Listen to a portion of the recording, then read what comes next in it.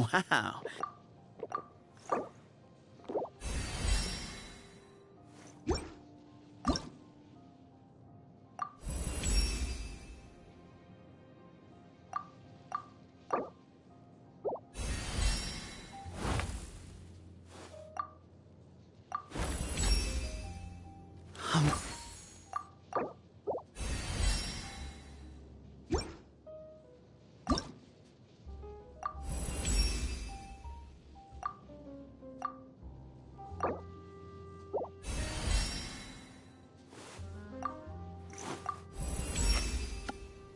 I had no idea you'd...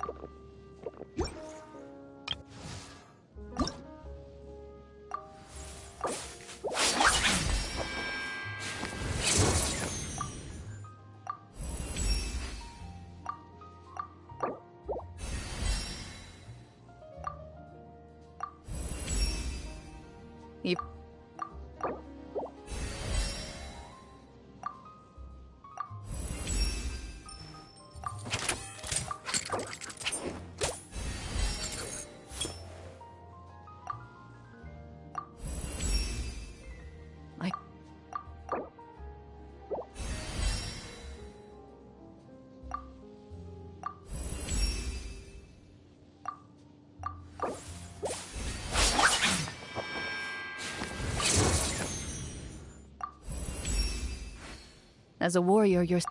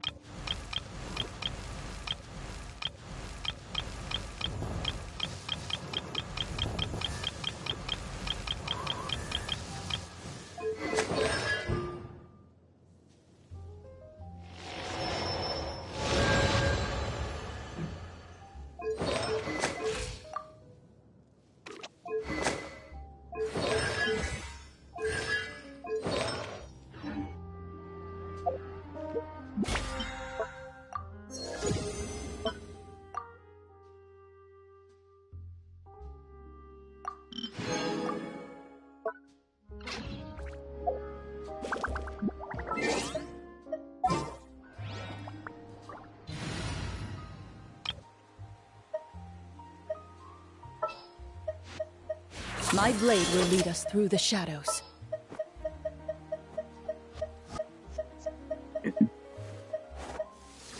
Bags packed and ready to roll.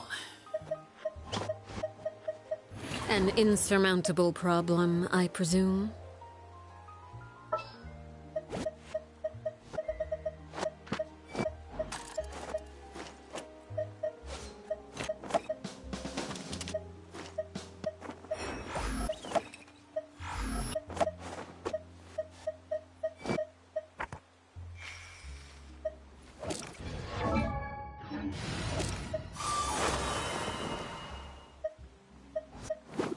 So, what's the deal?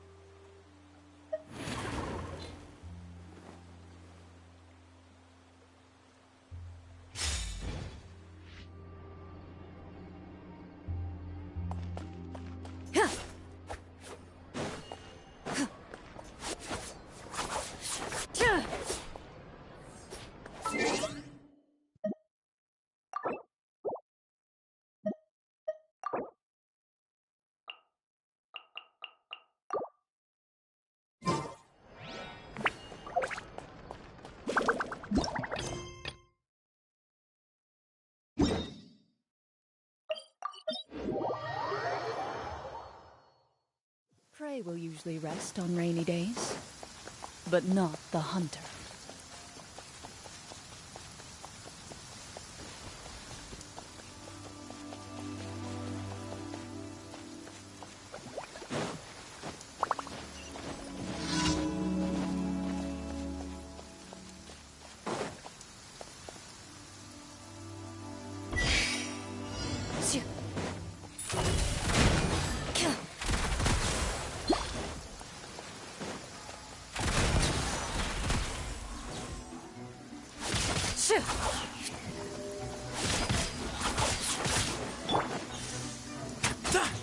Way ahead of you!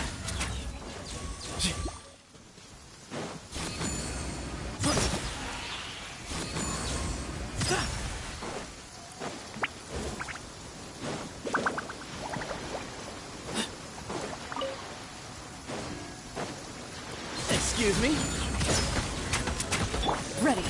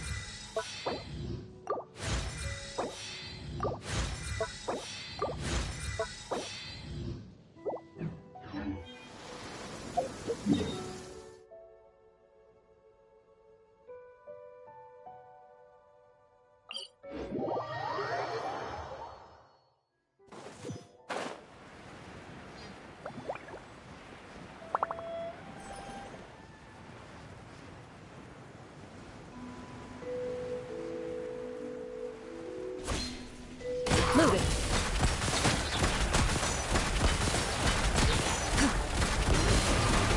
Enough. Where evil lurks, shoot on sight.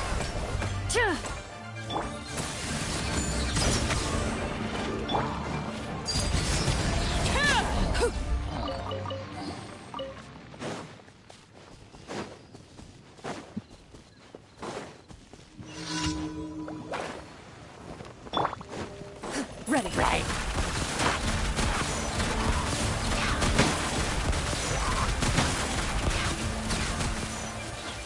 Give me some space.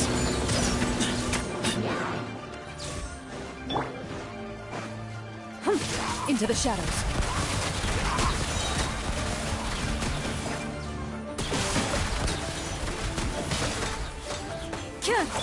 Excuse me. Behind you.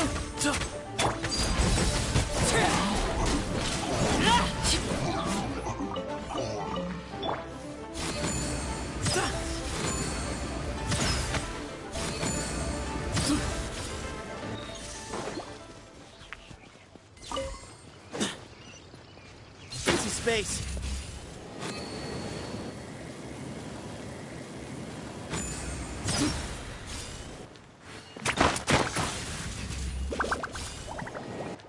Ready.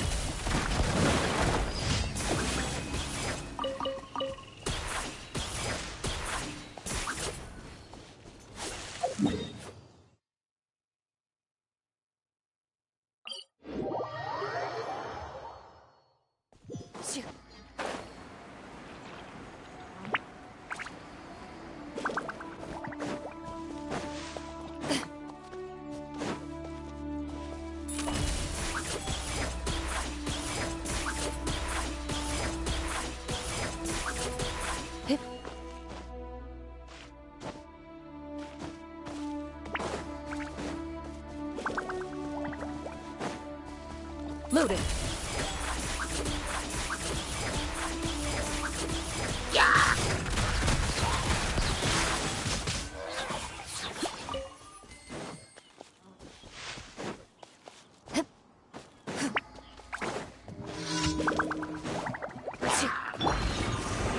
Wait!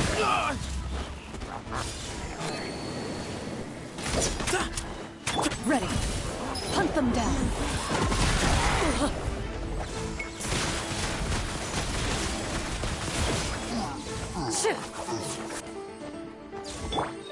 Give me some space.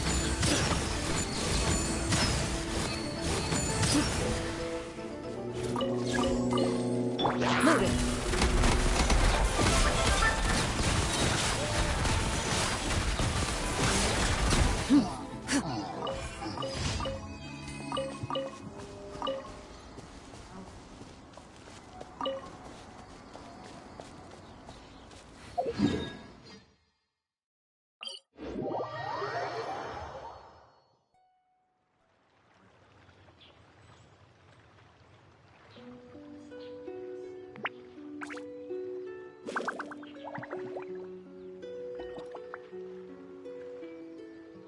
A duel is a battle of wills, and the sword an extension of the duelist's spirit. If your heart recoils in fear, then your sword may as well be in its scabbard, because you will not wield it effectively against you. Into the shadows.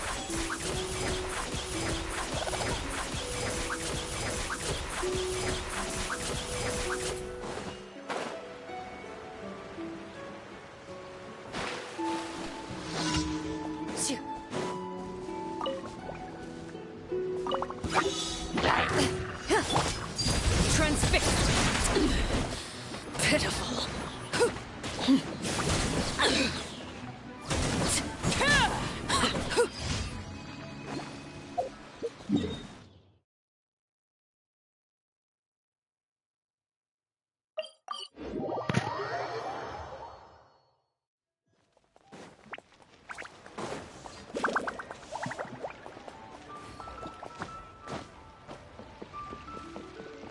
Ad Astra Abyssosk. Thank you for completing. Ad Astra Abyssosk.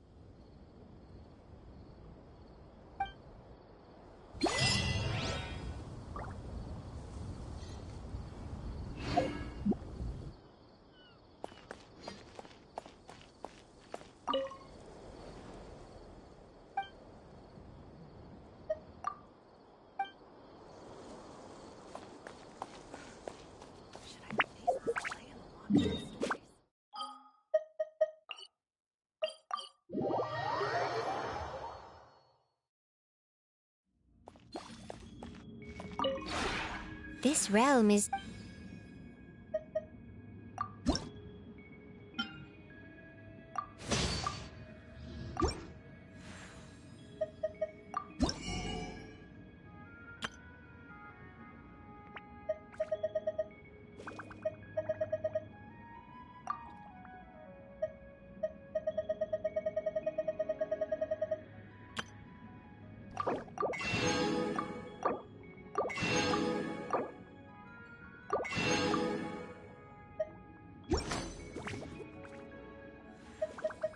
If you ever have any questions...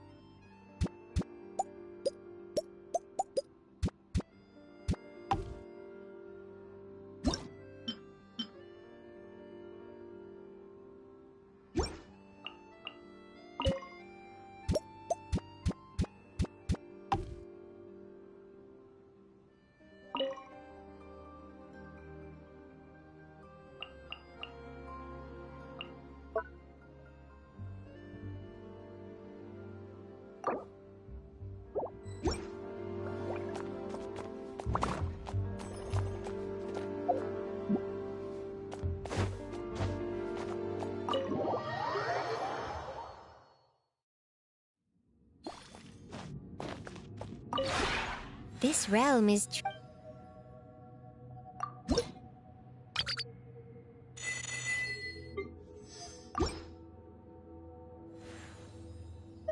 If you ever have any questions...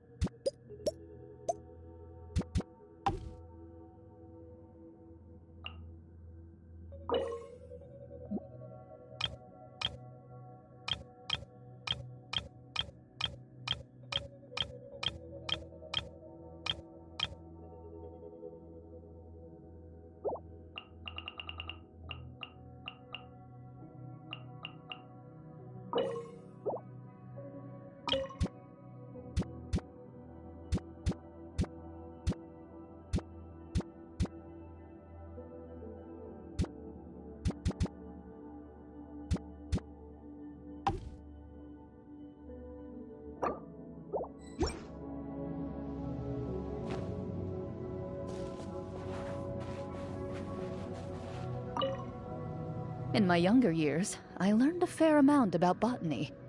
As a result, I can now differentiate between edible and non-edible roots, identify poisonous fruits, and create simple dyes from the things I forage.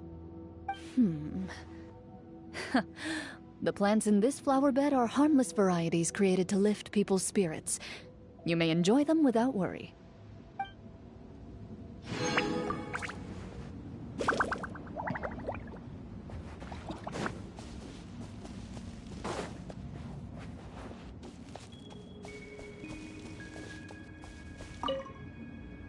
Whenever I go to the Grand Bazaar, I head straight to the food stalls, grab some snacks and a drink, and then I take my time checking the place out.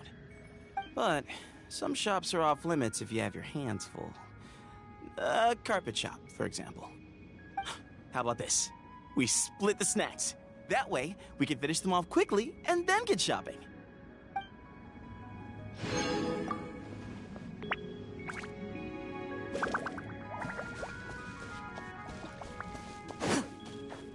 Ready.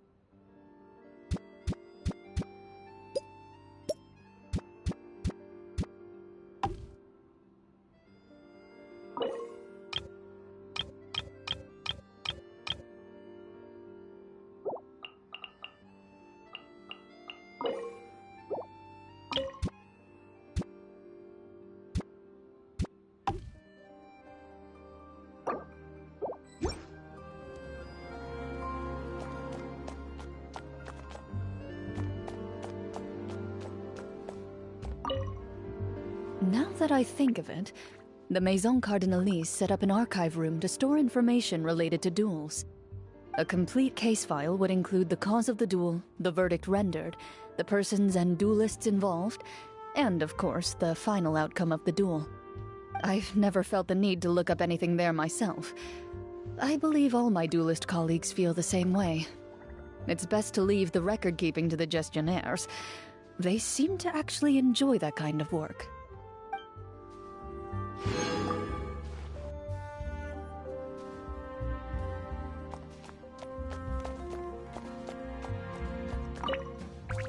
Wow, wow, wow! You've got yourself a pro-grade grill right there. Temperature, rotation speed, it all looks pitch perfect. Ah, I've got it! How about we use these spices, grill up some steaks, and stuff them in a wrap?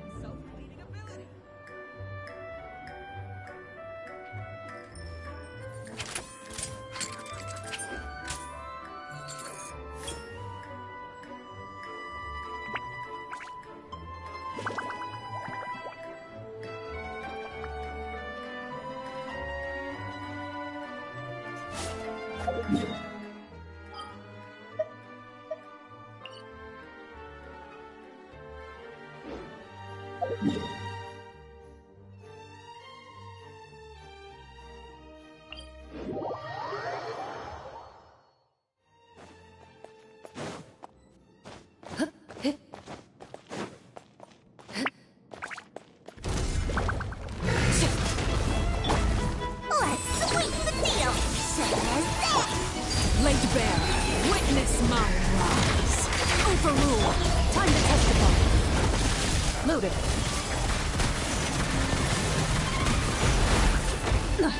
The sharpshooter. Alakmar! Way ahead of you!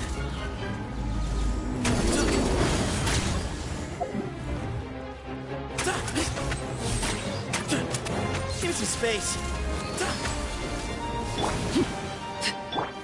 Magic lamp! Or what?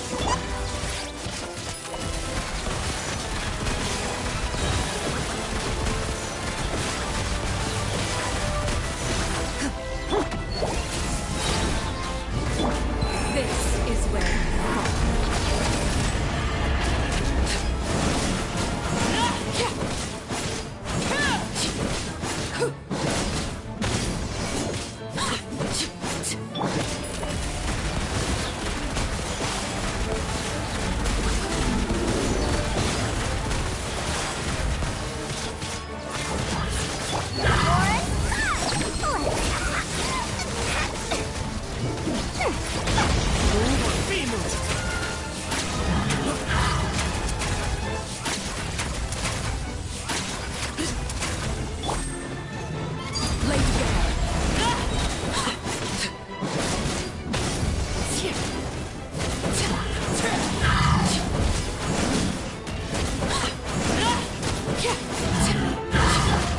Hunt them down.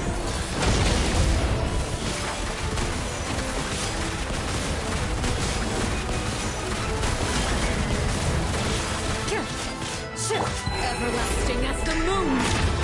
Transfixed. Magic lamp! Excuse me? Behind you! Into the shadows. Enough! Where evil lurks, shoot on sight! Here's the goods! What's next? Way ahead of you!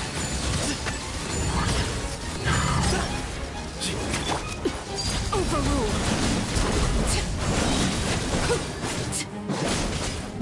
Witness my rise!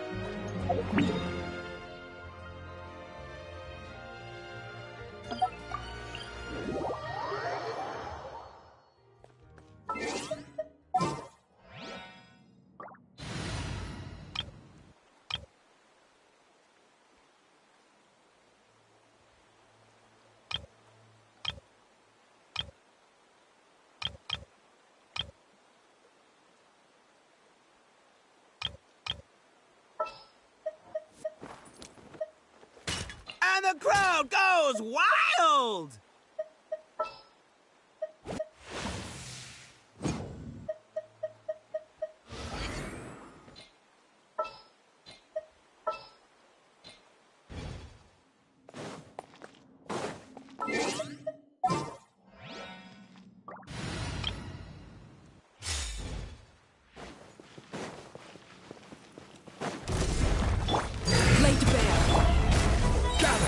Order guide you. Magic lamp! One.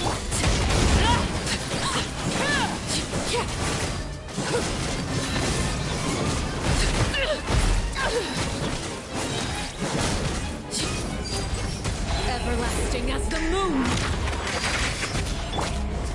Solidify! Buckle up! Shazam! One. You're dead meat!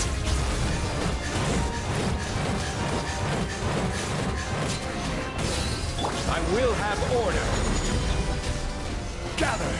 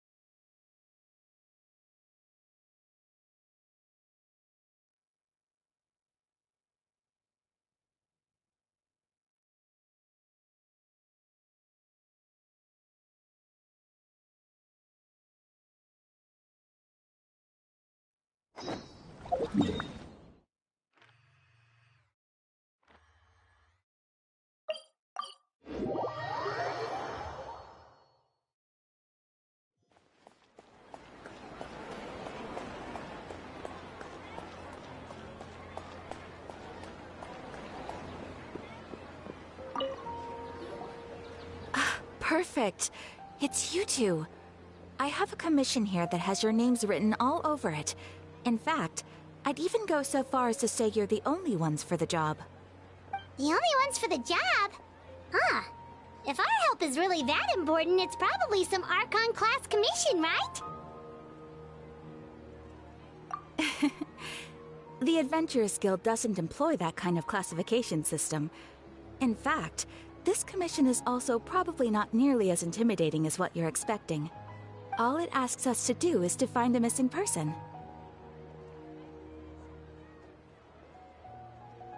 Huh? Then why did you say we were the only ones for the job? I came across this commission while reviewing our backlog not too long ago. It seems simple, but our records indicate that over a dozen successive efforts to complete it have all ended in failure, despite attempts by several accomplished and renowned adventurers.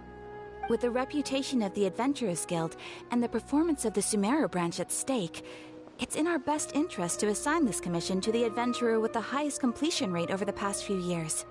Well, that's us for sure. All I'm asking is for you to give it your best shot.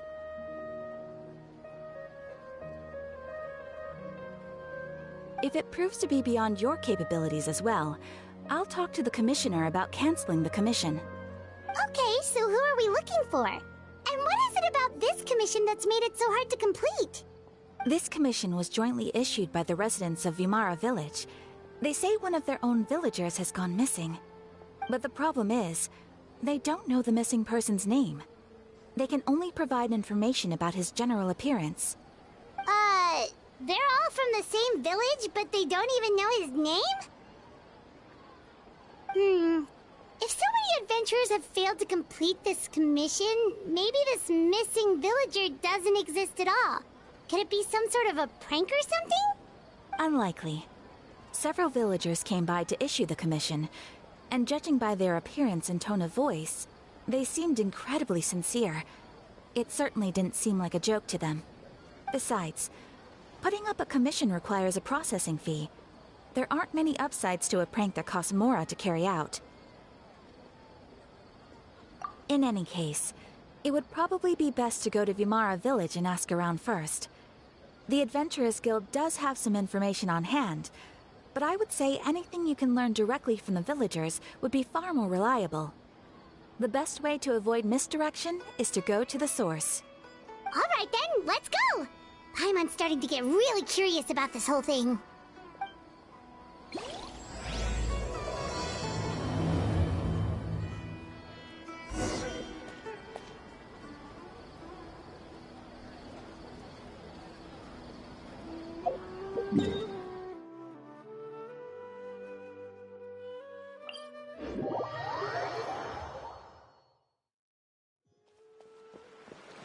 Ready. We made it to Vimara Village! Why don't we talk to some of the villagers to learn a little bit more about the missing guy? If this commission is really as challenging as Catherine made it out to be, we're gonna need to carry out a very detailed investigation. Hello there. You looking to buy something? I do business in this area. Oh, no, we're adventurers. Catherine sent us to look into a commission here in Vimara Village. Ah, so you're here about that, then. You're not the first, that's for sure. We've certainly made a lot of trouble for you all. To be honest, we aren't holding out much hope. Many adventurers have made their way out here, confident they'd be able to help us, only to leave soon after with nothing to show for their efforts. We've pretty much had it up to here in questions, and the area around the village has practically been overturned in search of clues. But no one has been able to make any headway. So, this person we're looking for, what's his name? Where did he live? Does he have any relatives? I don't know. I really have no clue. I couldn't tell you. Okay. Guess you are really sick of answering questions. I'm sorry. I didn't mean to sound short with you. I was actually just giving you my answer to your questions. I know it may seem like we don't have anything to offer by way of information, but I promise you, we all have a very strong impression of him. When you live in the same village as someone, you develop a lot of memories together, you know? We just don't know the specifics. Maybe we did at one point, but that information is long gone by now. At least that's what everyone in the village seems to think. We've all exchanged what we know, and that was the only logical conclusion. All right. Specifics aside then, what kind of person was he? Young guy. In his early 20s, probably. Incredibly kind sort of person. Always willing to lend a helping hand. I'd chat with him when I didn't have any customers. I even saw him stick out his neck for others on more than one occasion. Very interesting guy, that one. Now that you've started talking about him, you don't seem nearly as down in the dumps as you did before. Seems like he left a pretty good impression on you. But of course, everyone in the village is pretty fond of him. We wouldn't have issued that commission otherwise. There aren't many young people like him nowadays. So genuine and pure. To think that he just up and disappeared one day. I just hope nothing bad happened. Could he have just moved away without telling anyone? No, he's not the type to leave without saying goodbye. And anyway, moving away without being seen by a single person in the village, there's no way he would have been able to manage that. Huh. All right, thanks for the information. We're gonna go ask around some more.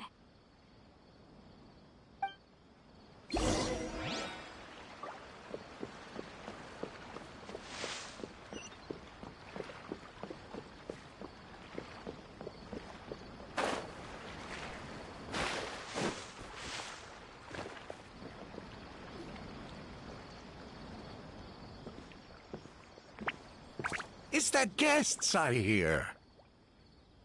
Hi, Grandpa Amadea. We're here to help you look for the guy that's gone missing. Ah, so that's what brings you to these parts. Coming all this way for our sake. That's so very kind of you. With your help, I trust that young man's case is in good hands. Could you tell us a bit about him? Of course. I'm happy to help any way I can. With my failing eyesight, I'm afraid I can't offer much about his appearance. But I do remember hearing the sound of his voice. Not recently, of course. That loss has left me feeling quite empty. I don't think his parents are still living in the village. But somehow he never seemed lonely. In fact, he was usually the one offering companionship to others. He would often take time to visit the elderly or play with the orphans in the village. And whenever someone had something on their mind, he was there to listen with open ears. He always knew just what to say. As the village chief, I owe him many thanks. Helping villagers navigate difficult moments in their lives should have been one of my responsibilities. But he was often the one rising to the occasion. Wow. He seems like such a nice and gentle person. No wonder his disappearance affected you all so much. But, you wouldn't happen to know any details about his name, address, or family situation, right? I'm ashamed to admit it, but I just can't remember. No matter how you look at it, I should know those things. But for some reason, no matter how hard I try to remember, the information just doesn't come. Perhaps my age really has caught up with me this time. It's okay. There's no need to force yourself to try and remember. We'll figure something out.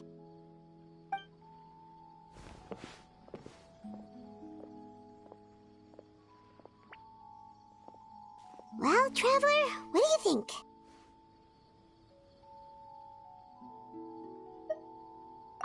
I'm thinking so too. Like, the name thing. It's so weird that no one remembers his name.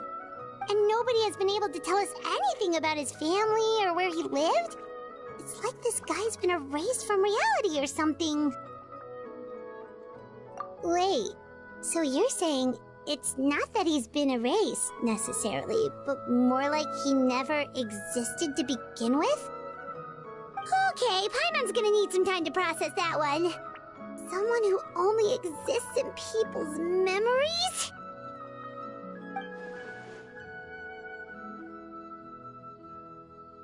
You two are the adventurers who just arrived, right? You're here for the Vamara Village Commission? Yep, sure are. We were just looking into the case.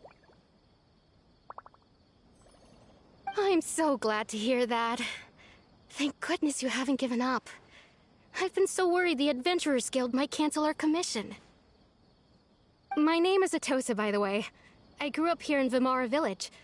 Anyway, I just wanted to say, please keep searching for a missing villager. I'm begging you. You have to find him.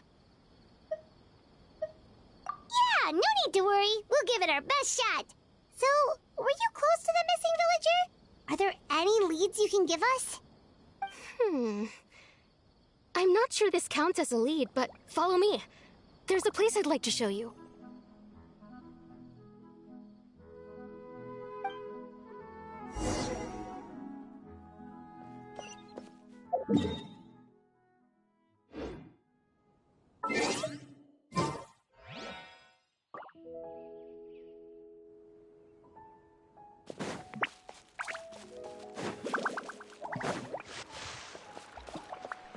Loaded.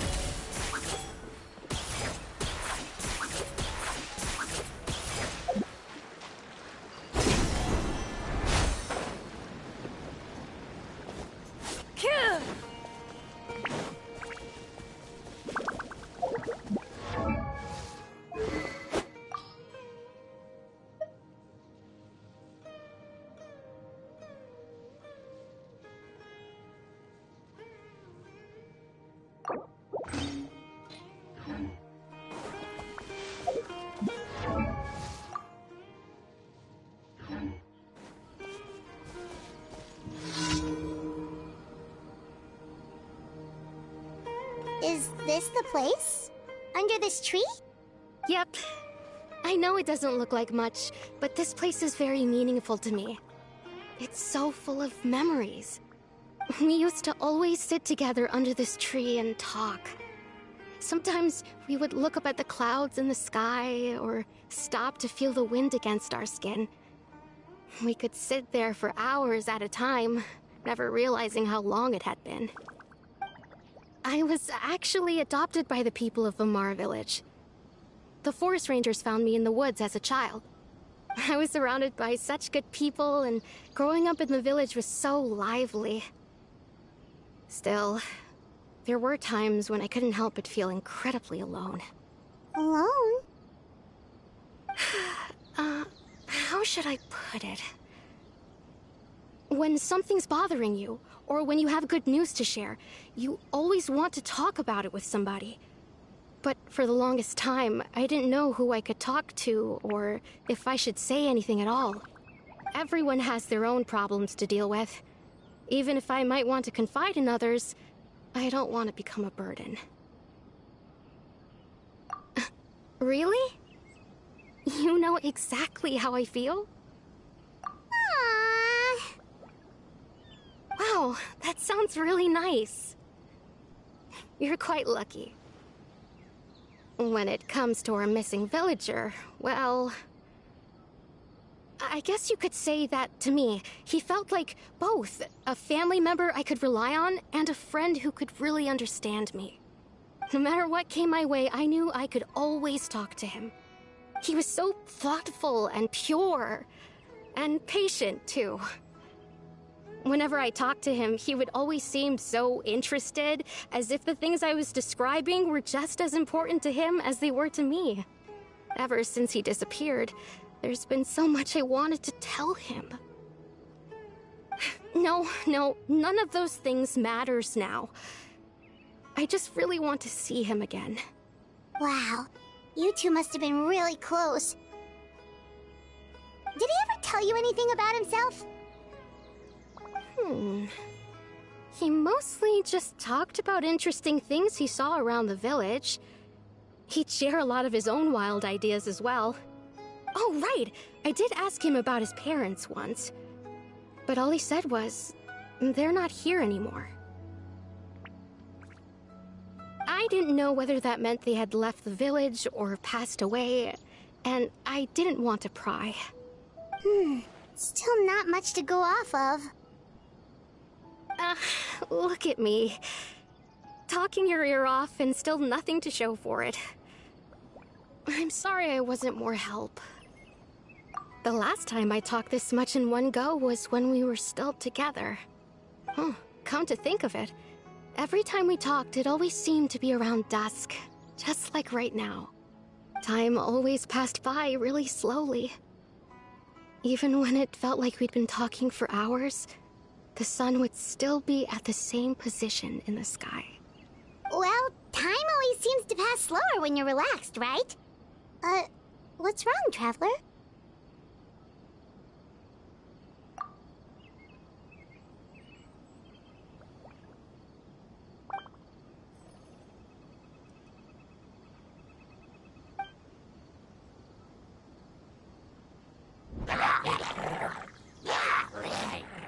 Hey, look at those hilichurls over there. Doesn't it seem like they're acting a little strange?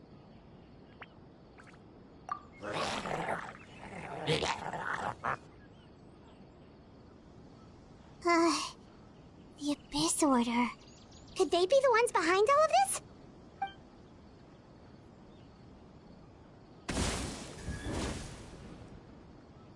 Uh-oh, we've been spotted! Quick, get ready to fight!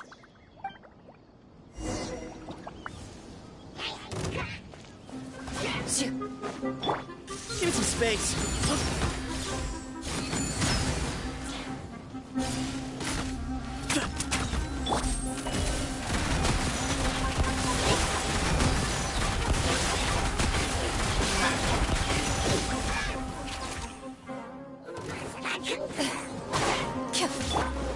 This is where you fall. Transfixed.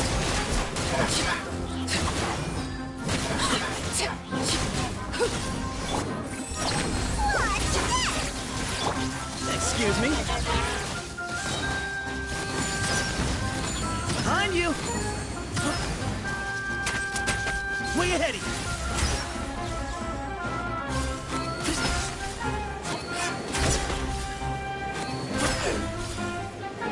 Behind you!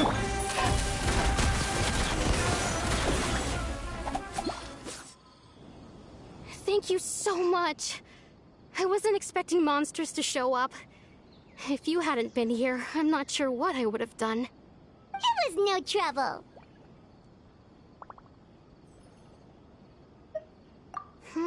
Now that I think about it, the hilichurls around Vimara village have been a lot more active lately. They seem agitated and would often attack anything in sight. Chief Amadea doesn't allow the children to play in the area around the village anymore. Maybe the Abyss Order really is involved. Well, we should head back and check out the situation in Vimara village just in case. If the Abyss Order is plotting something that could spell trouble for the villagers.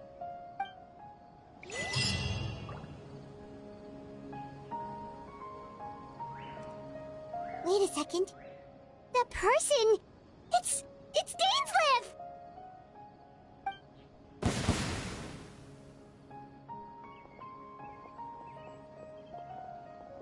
Ah, it's you two. Oh, a friend of yours? Well, I'll leave you all to it then. I should head back to the village and check up on Chief Amadea and the others anyway. See you later. Yep, see you later, Atosa!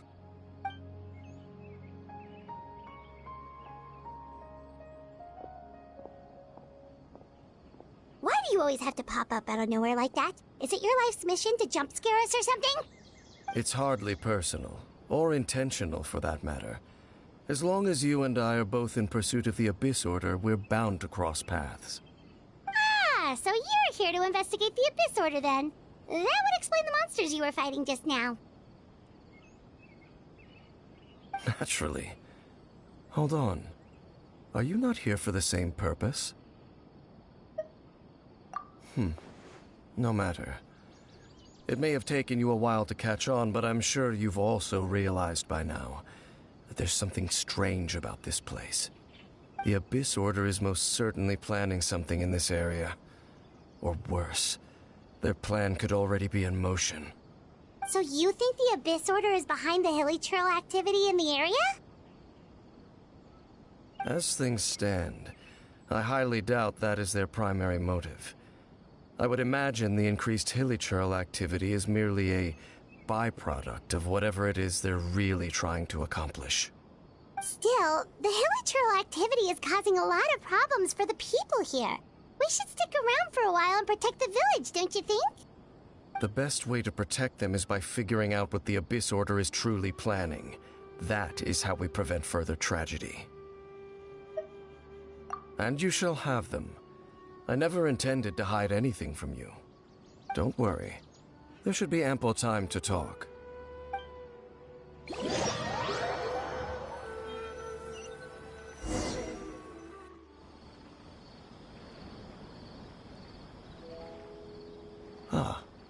So that was the commission that brought you here to Vimara Village. Someone who seems to only exist in people's memories. That is indeed quite intriguing. I would agree that it's unlikely you have a simple missing persons case on your hands. However, any possible connection to the Abyss Order is still unclear. It appears all we have by way of clues is increased hilichurl activity. And that is certainly not much to go off of. Right! That mysterious voice she heard in her brother's memory. The one who called himself a sinner. Who is he?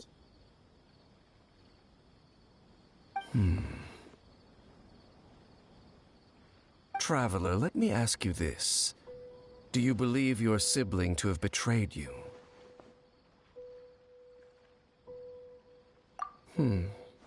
I sense hesitation in your words. After all, you still haven't figured out the whole truth of what happened. There's still hope for the two of you to reconcile. Irreparable damage has not yet been done. The sinner you wish to know about, his situation is different. He and his fellow sinners have long betrayed me, and long betrayed their nation. His name is Vedrfolnir, the Visionary. I'm loath to admit it, but he is also my kin, my older brother. Your brother? There were 5 of them, the 5 sinners of Khanria. The wise, Roptatir. The visionary, Vedrfolnir. Gold, Rhine-daughter. The foul, Sertologi. And Rehir of Solnari, Rerir. No matter how eroded my memory may become, I will never forget their names. One day, I shall have my vengeance. Wait, some of those names sound really familiar. Rhine-daughter is the one who created Albedo. Sertologi is Skirk's master. And the one we just learned about, Dane's brother, Vedrfolnir. If he was the voice of the sinner, then the one who inspired Clotar to create the Abyss Order was him.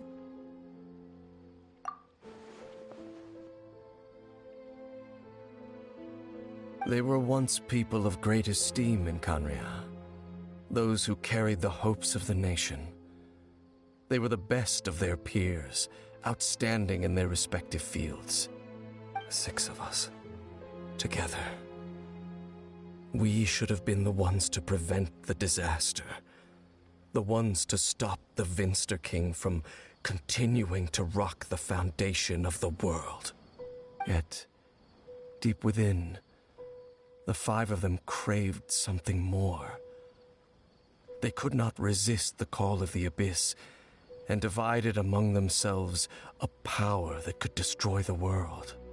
So they became sinners, but also transcendent beings, each in possession of world-shattering power.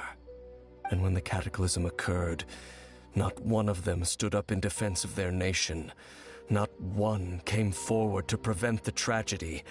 And for that, they shall never have my forgiveness.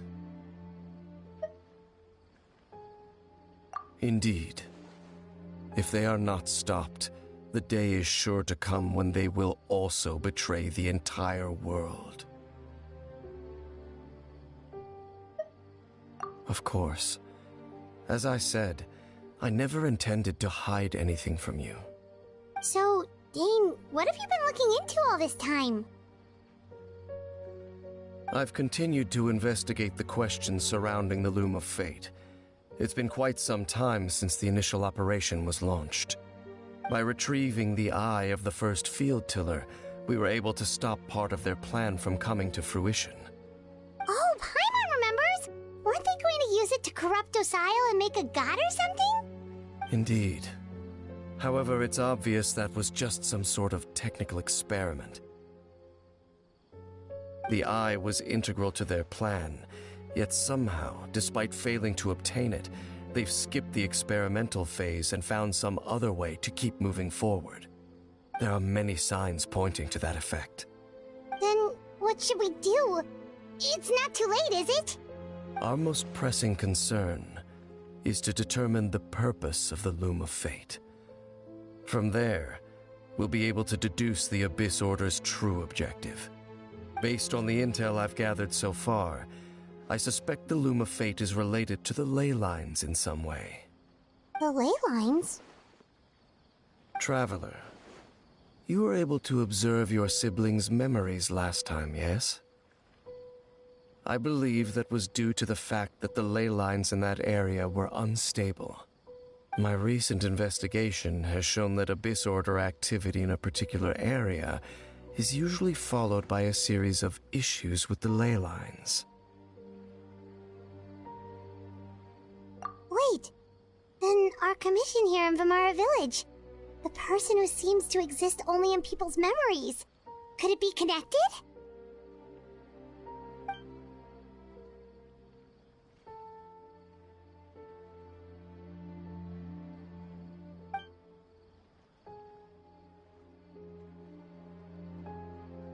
It's certainly possible. I'll join your investigation tomorrow. This missing persons case could very well turn out to be the key to unraveling these mysteries. Well, if we're teaming up with Dane again, we're gonna need all the energy we can get. Let's try investigating somewhere a little further away tomorrow.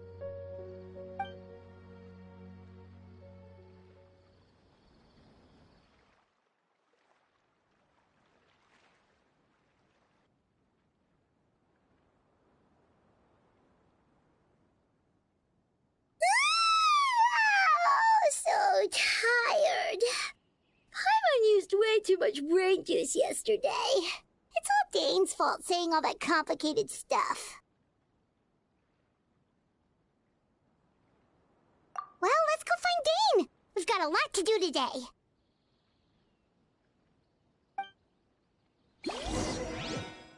This is such a great place for a vacation. Let me just take a few more days off.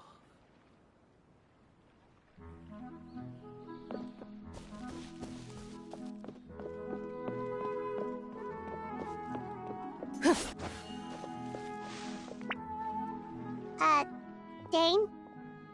Hello, Dane? Why are you just zoning out over here?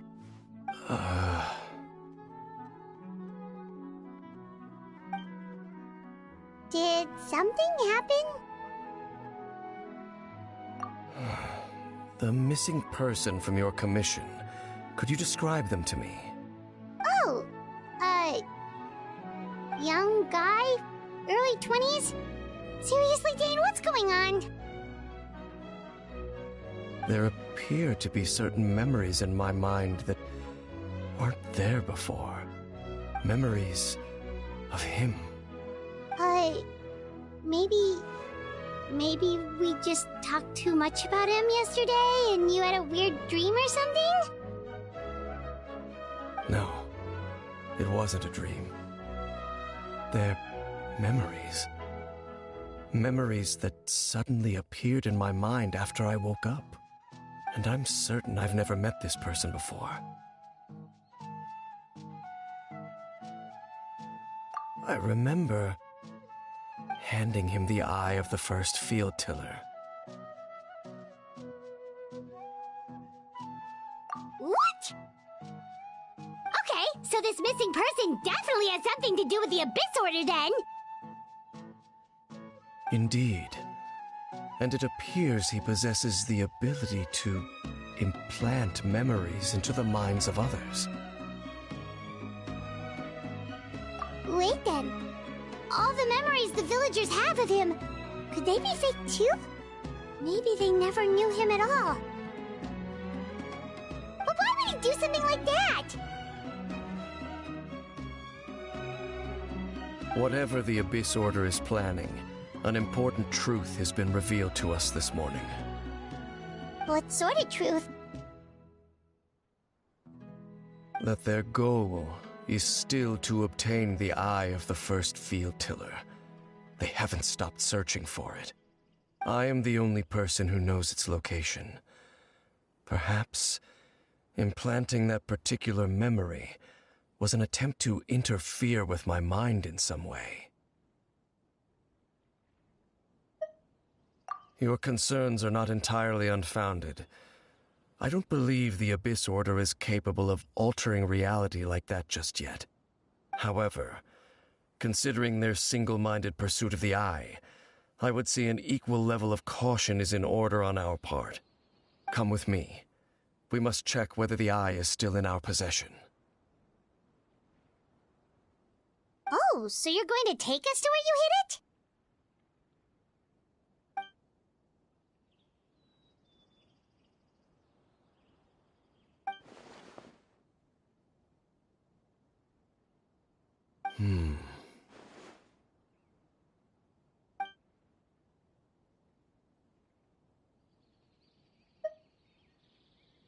Of course. Gotta grow up quickly so I can go find one of the too.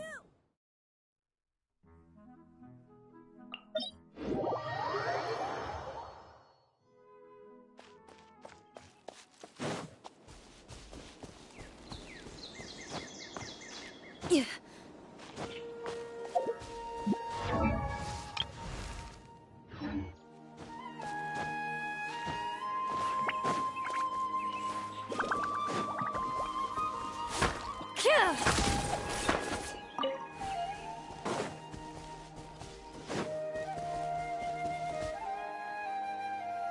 So you hid it way out here?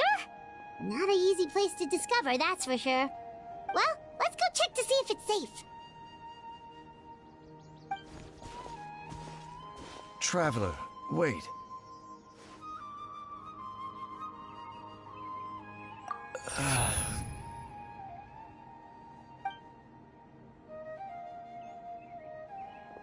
We've no time to lose. Let's head inside.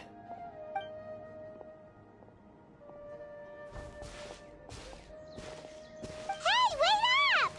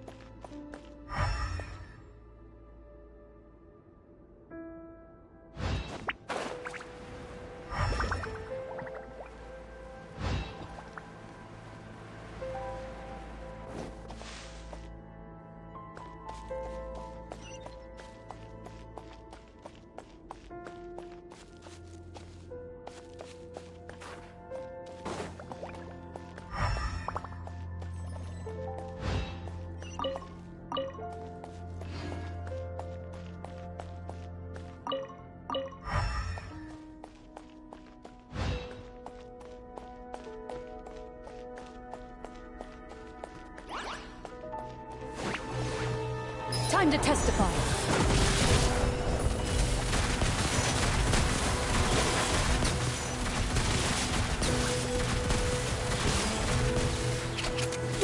Enough!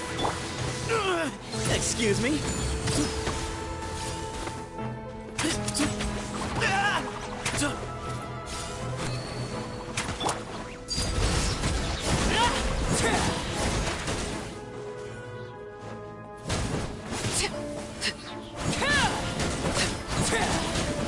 Ready. It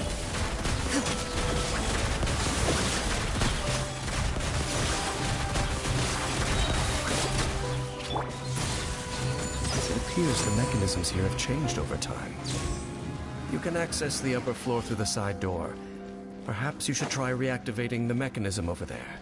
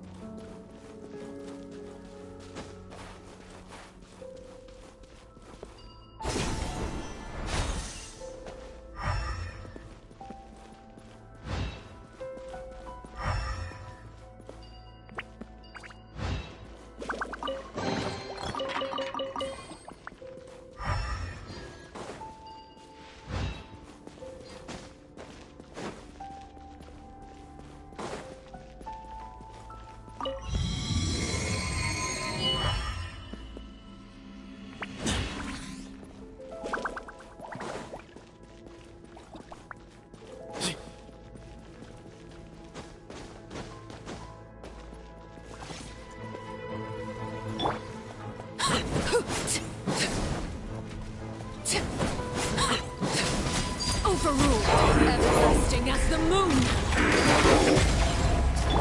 Way ahead of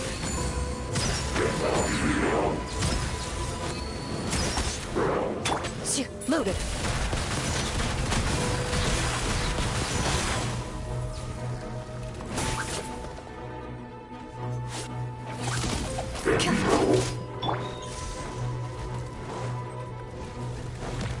Give me some space. Behind you!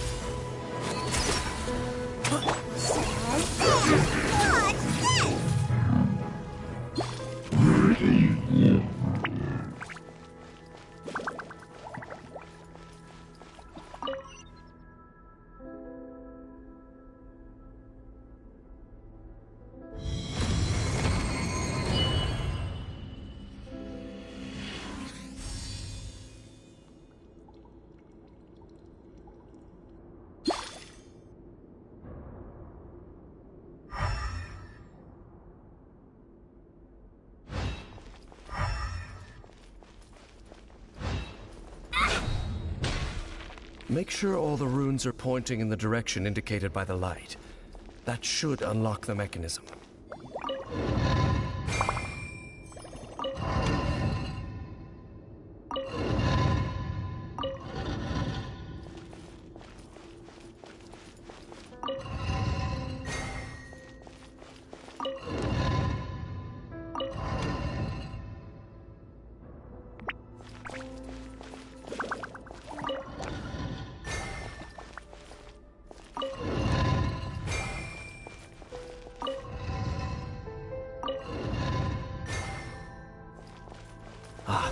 The door's open. Let's go. Our destination is just up ahead.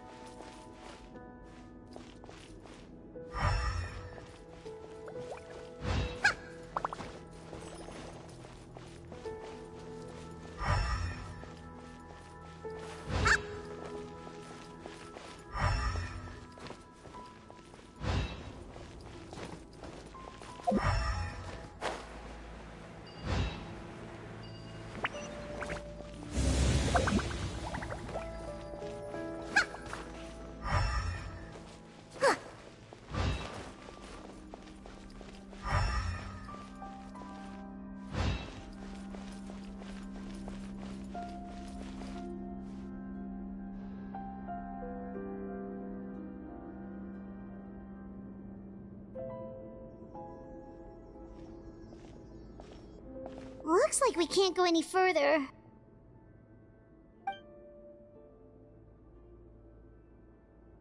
Be on your guard. I sense the presence of the Abyss. It's the Abyss Order! They're here!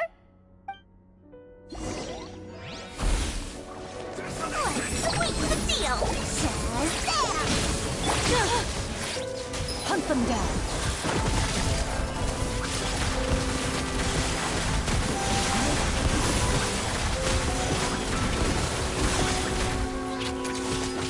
Excuse me?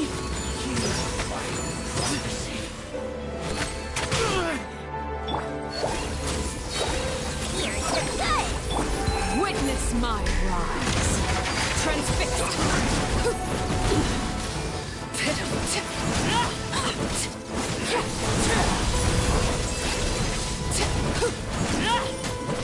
Into the shadows.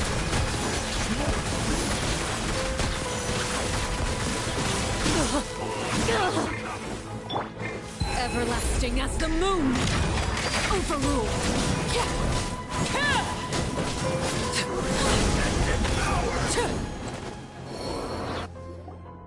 Just as I suspected. The false memories were a trap. The Abyss Order just wanted to follow us here. Now that they're in the vicinity, we should have a chance to see... Dane? What's wrong?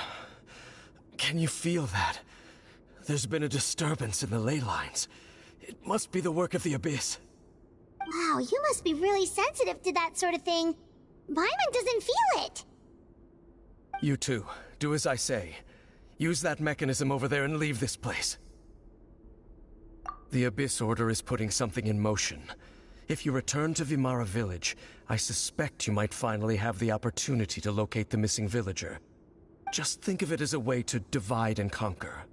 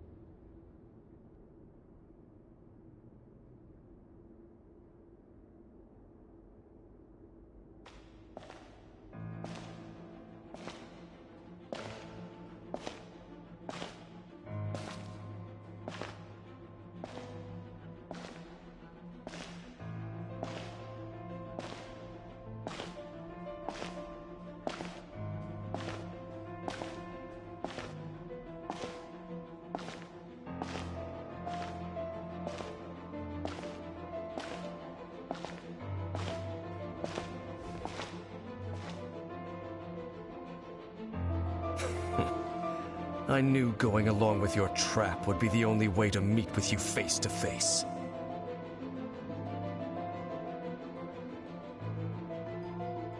You risked your safety, and that of the Eye. That's quite the gamble, Dainsleif.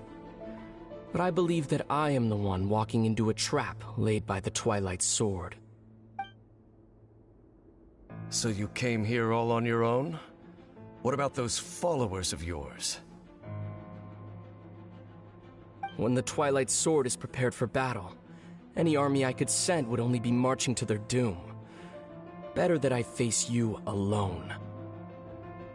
I know you must have a lot to say, but if it's a conversation you want, you'll have to defeat me first.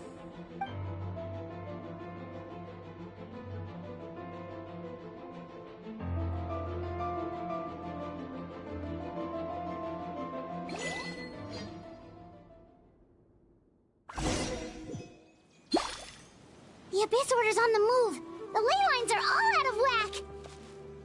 We better hurry back to Vimara Village and see what's going on.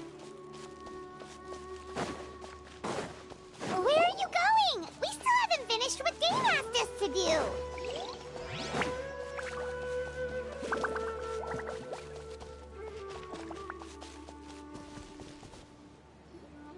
Hey, look at those hilly trails over there. Weren't they acting acting super agitated just a little while ago? Why are they so calm all of a sudden?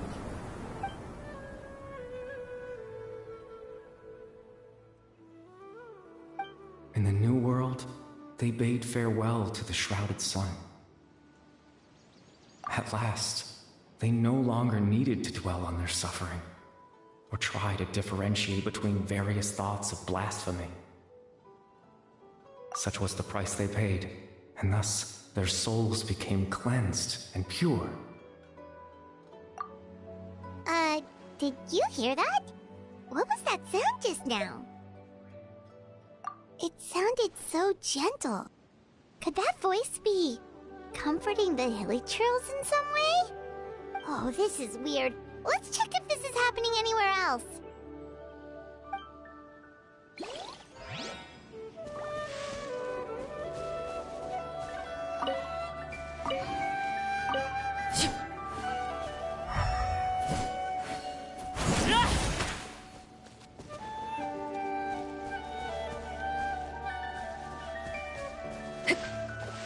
Looks like the same thing is happening over here too. The hilichurls are calm. You see, we're both still here. We've reclaimed an endless amount of time to love. Release your tears. You no longer need to hold back your sorrow.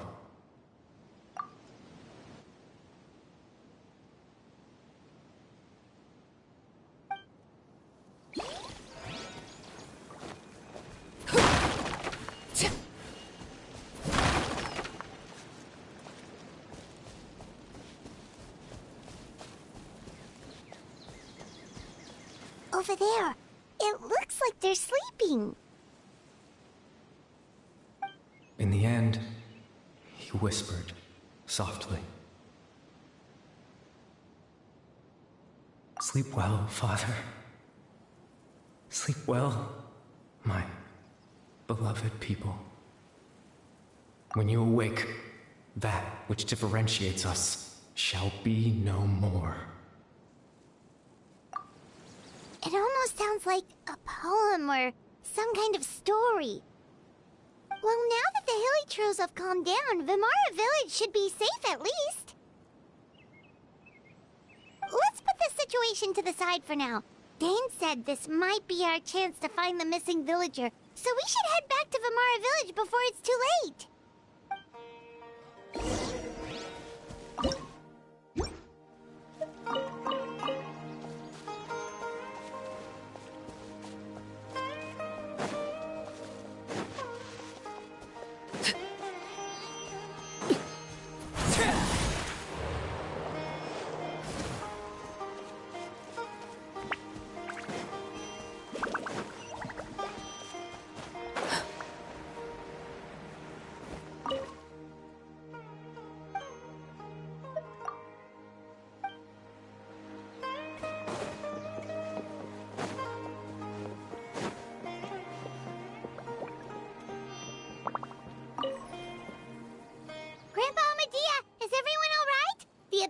Seems to be up to something nearby.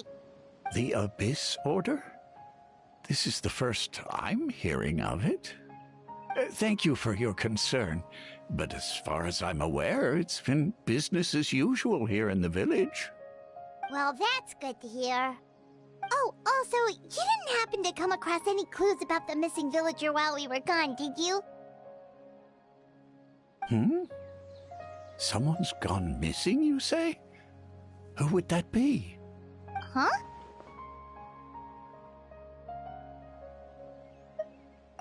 You know, the young guy from Vimara Village. The one you've been looking for all this time. You posted a commission with the Sumeru Adventurers Guild.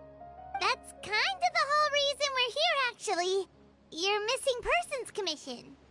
Ah, I do apologize, you two. I hope I'm not worrying you too much. I'm sure it's just my age making me forgetful again. At least right now, I can't seem to recall whatever it is you're referring to. Perhaps you should try asking someone else. But how is that? All right. Thanks for your help, Grandpa. Grandpa Amadea.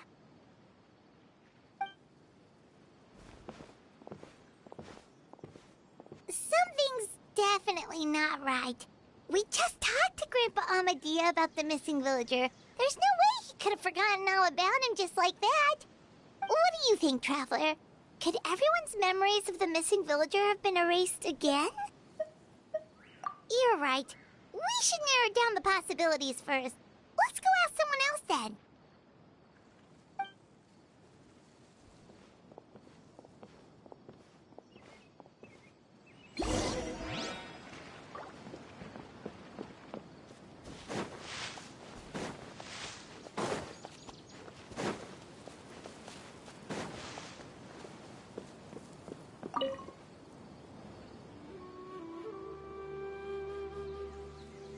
Someone's gone missing?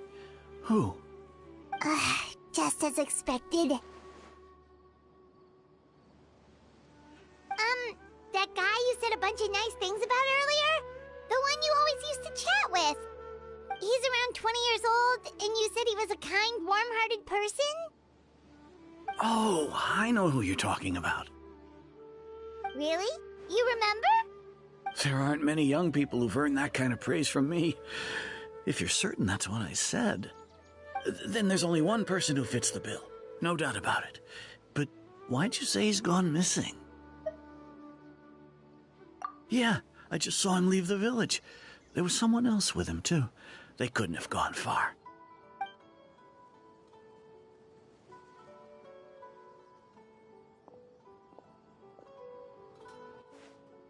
Strange. Bayram seems to remember him. And apparently he just saw him? Do you think maybe it's not that there's something wrong with people's memories, but that we've somehow returned to a time before he went missing?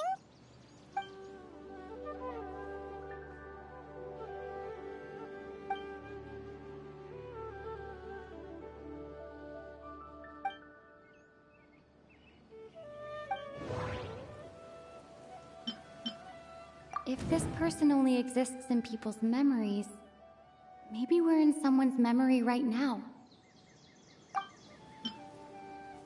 Just like what happened with Greater Lord Rukkhadevata, no one remembers him, because there's been a change in people's memories. If we really did travel back to a time before he disappeared, that could explain why the villagers said he hadn't gone missing.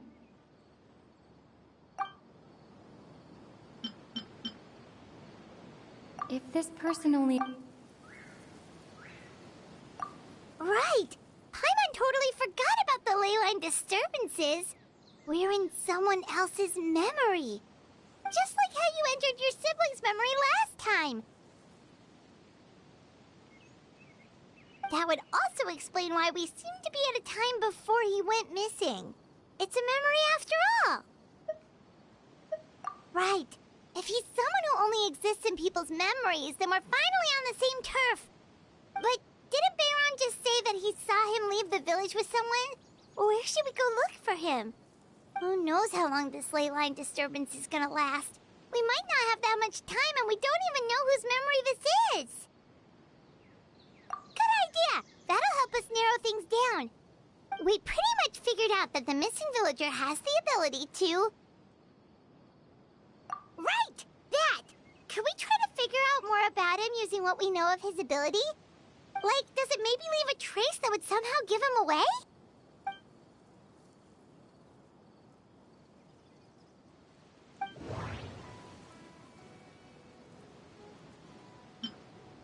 If time was allowed to pass within the false memories, there's a higher chance they might conflict with someone's original recollection.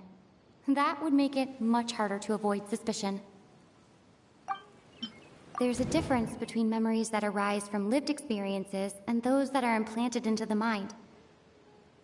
Perhaps it has something to do with time.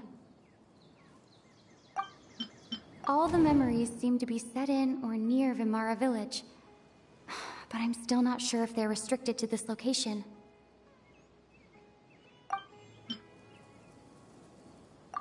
No wonder! All this time and the sky hasn't changed a bit! That must mean time isn't passing! That's the tell of the fake memories!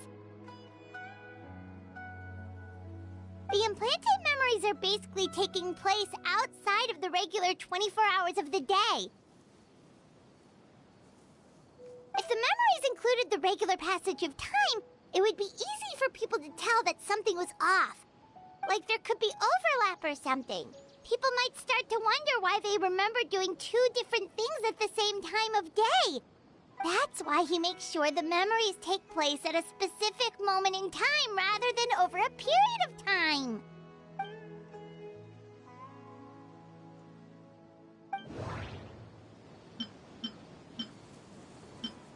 The color of the sky coincides with the moment in time she described. We thought Chief Amadea forgot about the missing villager, but it turns out we're at a moment in time before the village issued the commission. Dainsleif had memories implanted into his mind. Could it be that it's happened more than once? No, that doesn't seem right. Oh, right! That's exactly what Atosa described! Come to think of it, every time we talked, it always seemed to be around dusk, just like right now. Time always passed by really slowly. Even when it felt like we'd been talking for hours, the sun would still be at the same position in the sky. Yep, that has to be it! This is definitely Atosa's memory. Yeah, that's where they'll be.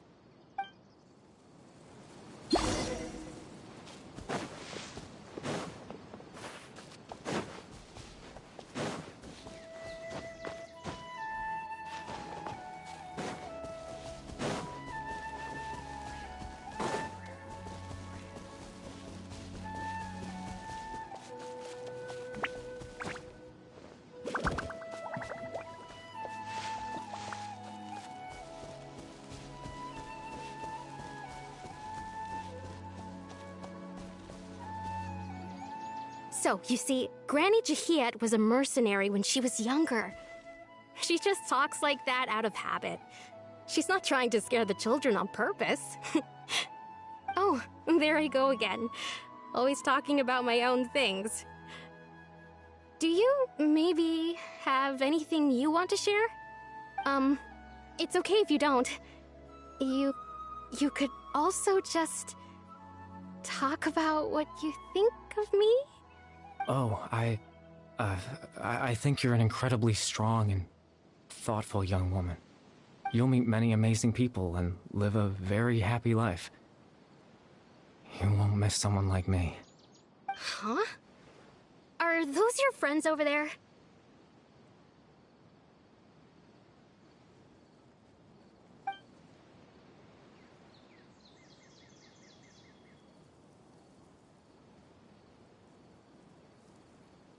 Oh, right! This version of Atosa hasn't met us yet! Friends? I guess you could say that. It must have taken them a lot of effort to find me. So, I should see what they need. I'm sorry, Atosa. We'll have to continue this conversation another time. Another time, huh? Yeah, okay. I'll head back to the village then. Talk to you some other time.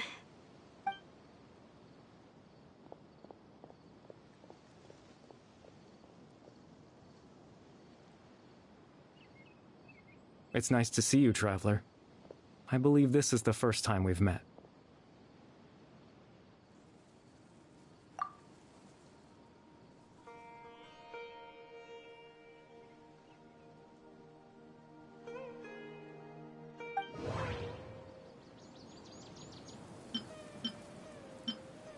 Dane's brother, one of the 5 sinners of Conria, the one who stole the power of the Abyss. The founder of the Abyss Order, the man who broke the curse of immortality. Born into abject sorrow, he shall now become the loom of fate. You're Caribert Alberic. Oh. You know me? That's quite the surprise. I don't believe I've met you before. Oh, I see. It was the memory, wasn't it? Your sibling's memory. You saw the me from back then. This is Atosa's memory. I came here to say goodbye to her. But I suppose I'll just leave her a message instead. Come, let's find somewhere else to talk.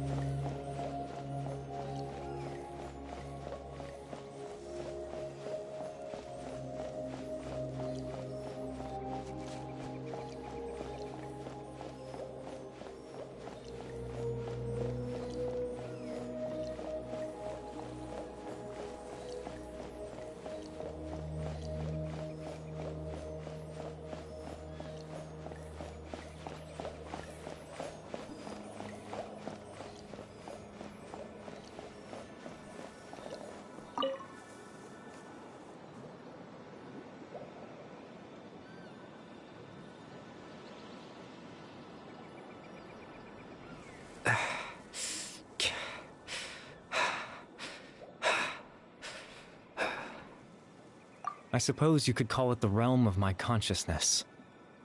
I'm someone who no longer exists in the real world, after all, as you well know. It's nothing. I still have enough strength to play the part of a good host. I've always hoped that I'd get the chance to talk to you like this, and now, the time has finally arrived.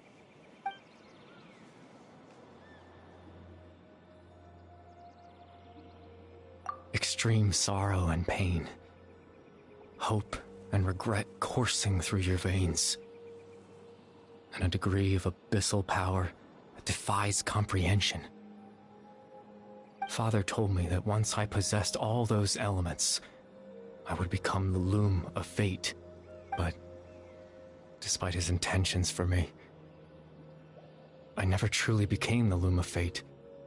I was merely used as a means for its construction. In truth, I died the moment I set everything in motion.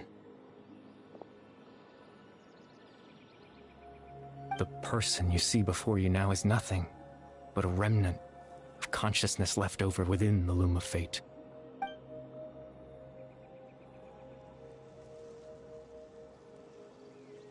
As for your question, the Loom of Fate is a device capable of weaving ley lines.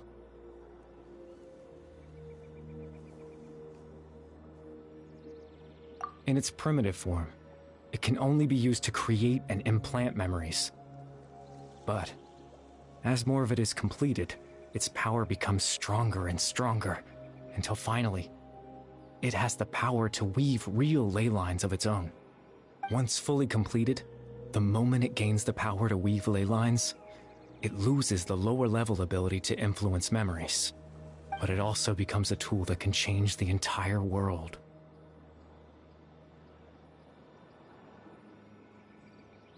Yes, I have the ability to control the loom in its semi-completed form. I suppose you can think of it as a form of compensation. After all, its existence cost me my life.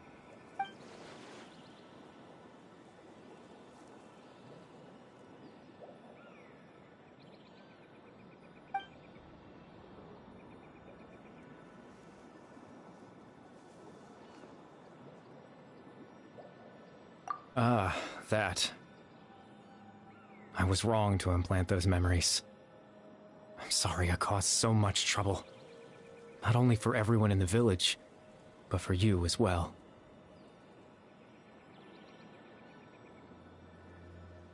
I just wanted them to feel like I once existed in this world. As if I had a chance at life.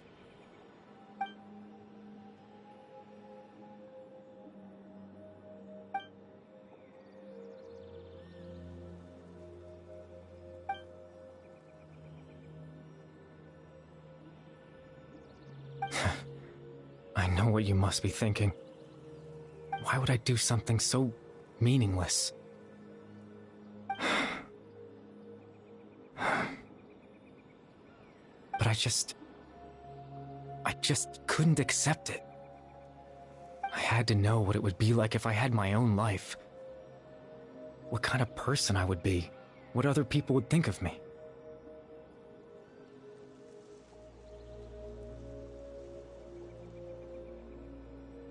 Chief Ahmadiyya, Baram, Granny Jahiyat, Atosa.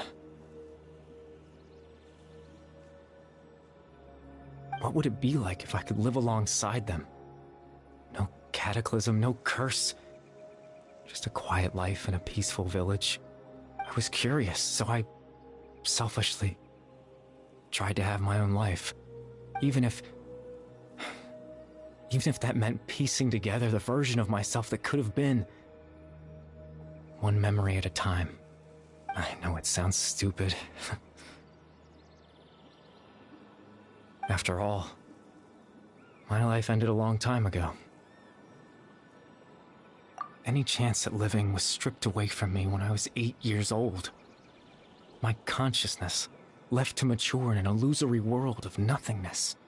Even the form you see before you was nothing but an invention based on my father's appearance. An imagined version of what I would look like if I had the chance to grow up.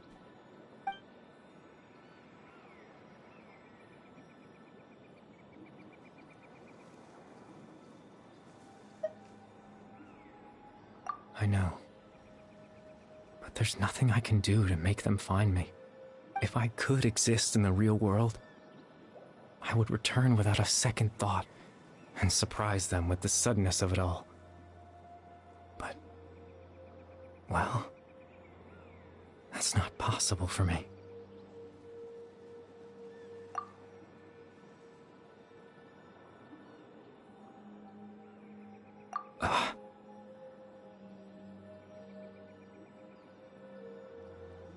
I know.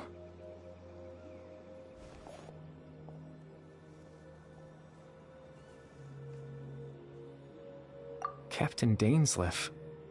Twilight Sword, you mean? No need to meet up with him. Things should already be settled on his end.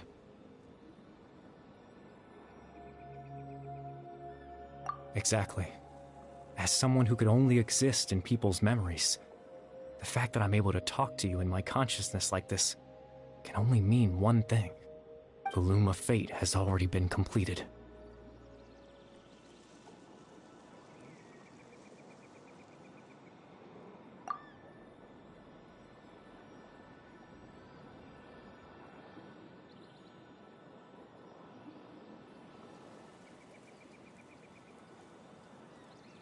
No need to worry about Captain Dainsleif. He's absolutely fine.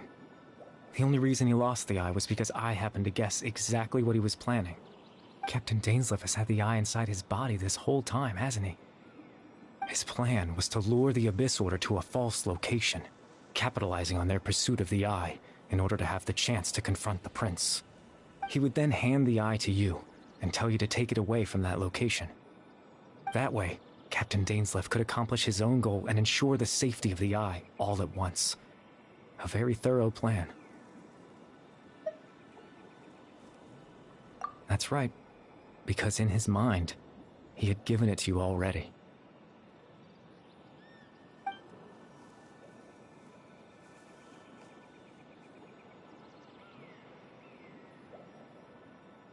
Before you two entered that false location. Traveler, wait.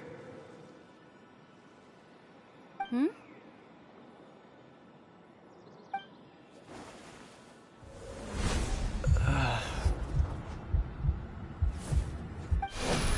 We've no time to lose. Let's head inside.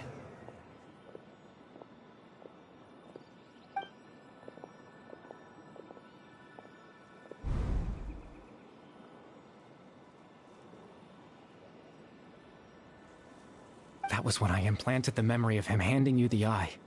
Given the tense situation at that time, Captain Dainsleif failed to notice anything out of the ordinary, and took that memory to be real. I'm sorry, Traveler, but I needed the Loom of Fate to be completed. And to do that, we had to retrieve the eye.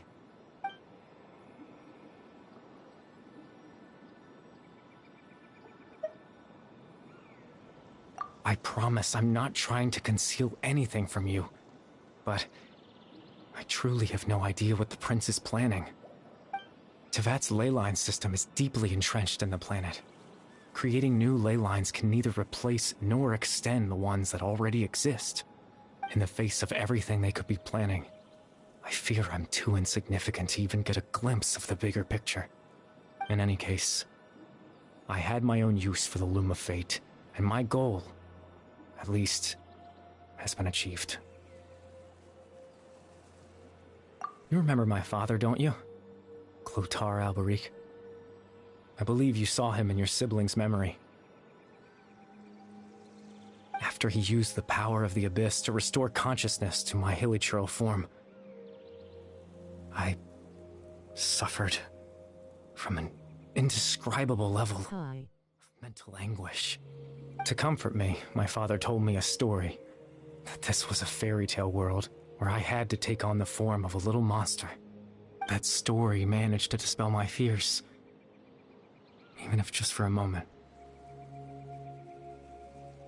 My goal was simple: to use the Loom of Fate in its near-completed form, when its ability to create memories was at its strongest, to implant a specific memory into the minds of the hilichurls.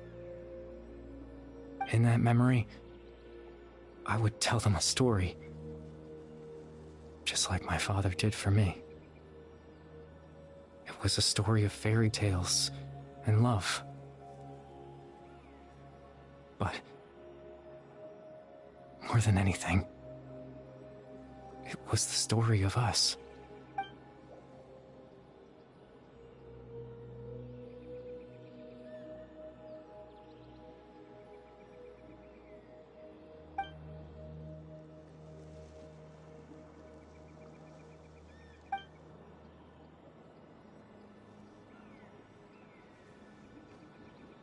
I can't change the world. Not when I lost the very right to exist within it. Implanting those memories, that was the most worthwhile thing I could offer. All that's left of my existence is a wisp of residual consciousness tied to the Loom of Fate. In truth, that trace of my consciousness should have dissipated long ago.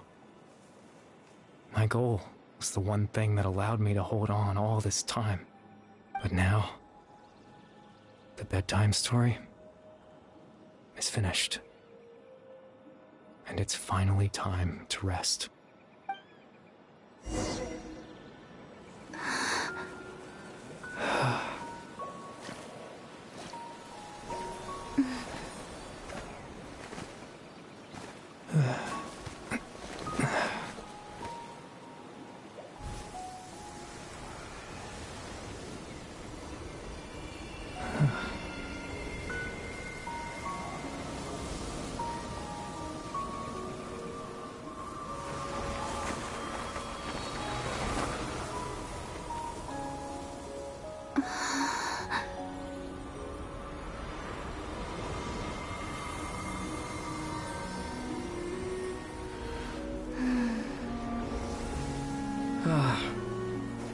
Looks like I was too late to see Clorinde one last time.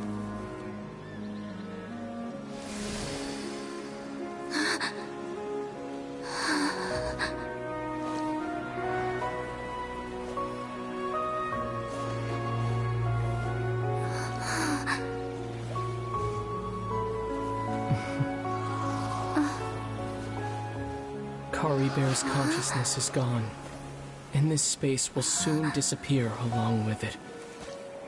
Neither of us belongs here. That's why we're not tangible.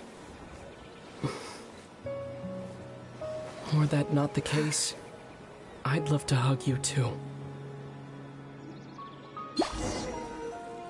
Well, how about a conversation?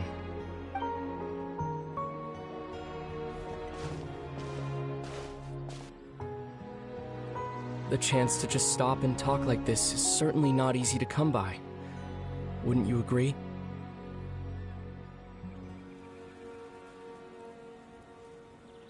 That battle earlier was tough. The one against Dane, I mean. I didn't expect that after everything, he would still hesitate to raise his sword against me. Were it not for that, perhaps I'd still be no match for the Twilight Sword. Even after 500 years.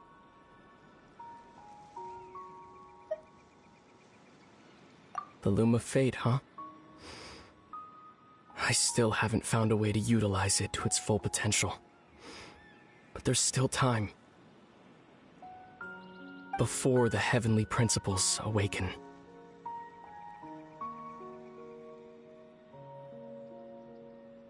Yes, for 500 years now. Ever since the cataclysm in Khaenri'ah, there's been no sign of activity. Not long ago, you witnessed the Hydro Archon destroy her divine throne. Yes, such a flagrant disregard for the rules. And still Celestia took no action. I suppose that's proof enough of the Heavenly Principles situation. However, the Heavenly Principles will awaken. We just don't know when that will be.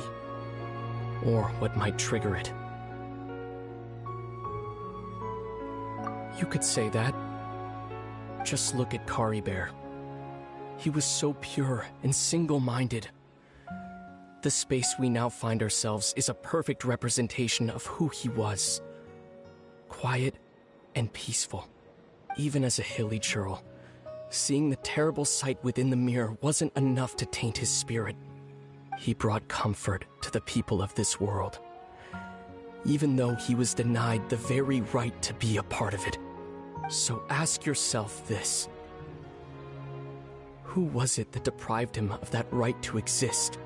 Of course, that's only one example. My feelings about the heavenly principles are too complicated to explain in just a few words.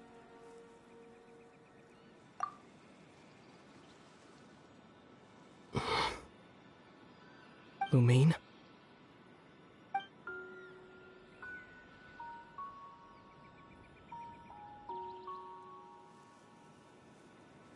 You're the only one in this world who calls me that.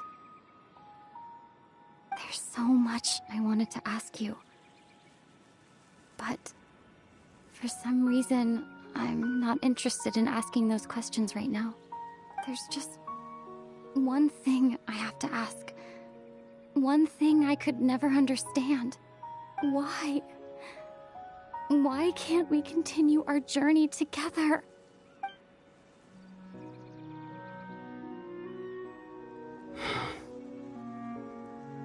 At the end of my journey, I arrived at a place known as the Sea of Flowers at the end. Do you remember? A long time ago, when we traveled between worlds together. You told me. You wanted to find a place in the universe where that one flower was in full bloom. To have a place like that suddenly appear before me? Well, would you think of that as a coincidence? You mean? I miss you too, Lumine. But as this war continues to rage, and as I continue to seek that final answer, I don't even know how to face myself sometimes. Let alone my own sister. What's going on? This space has lost its tether. I doubt it'll be able to exist much longer. In fact, aside from our ability to physically interact with each other, there's something else you should know about this space. With Kari Bear gone, we won't be able to remember anything that happened here.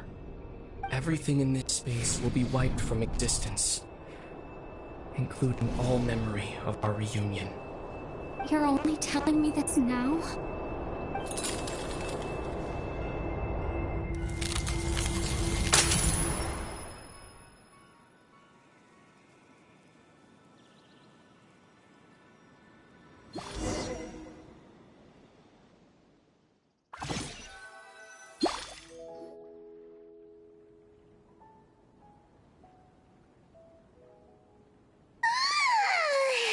Still so sleepy.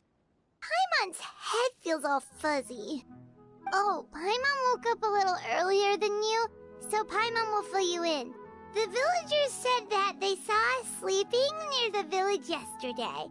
They couldn't wake us up no matter how hard they tried, so they decided to just bring us back here. Oh, and Dane came by just now. It looked like he was injured. He didn't say anything, though. Just made sure that you were all right and left. Kinda seemed like he had a lot on his mind, but that's Dane for ya. Let's think for a second. We were in that memory, and we saw that guy you called Kari Bear. He was the missing villager that we've been trying to find, right? And after that, Paimon doesn't remember what happened. Wait, really? What a score!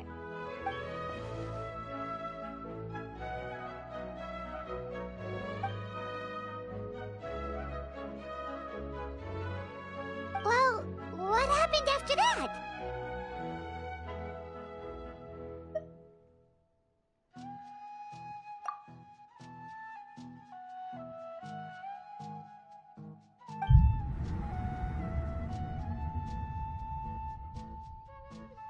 Ah, there you are. Sleep well? Bayram, you sure seem happy. Did something good happen? Something good? Huh. Wasn't anything good or bad, I'd say.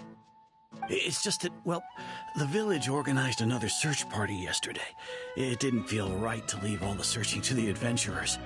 So there we were, searching away, when suddenly this one guy said it all came back to him. According to him, one day around dusk he was passing by this one tree outside the village, and he saw our missing villager. There he was, sleeping under that tree all by himself. His parents came a little later to wake him up, and they all left together. They looked like quite a happy family, apparently. And after that, well, we all started to feel like that really is what happened. Kind of strange that we forgot all about it for so long. Oh, and we also remembered his name, Kari Bear. Now, that's not a name you hear every day. Would have been helpful if we remembered it sooner.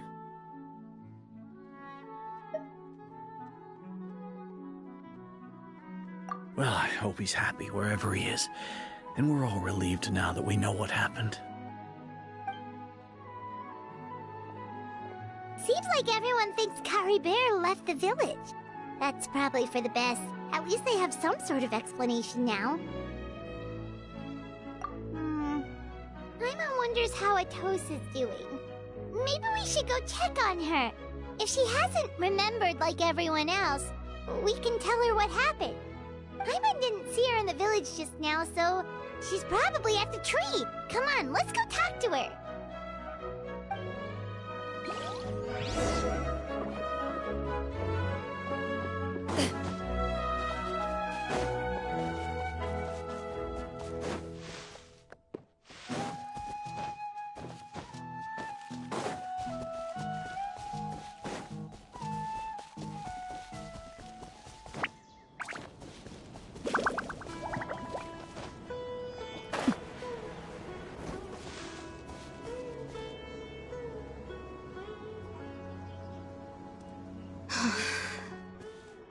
Hey, Atosa, how's it going? Oh, it's you two. I was just about to go looking for you. I wanted to thank you. I was part of the search party, so I remember what happened to Kari Bear now. Honestly, I just can't believe I forgot something so important.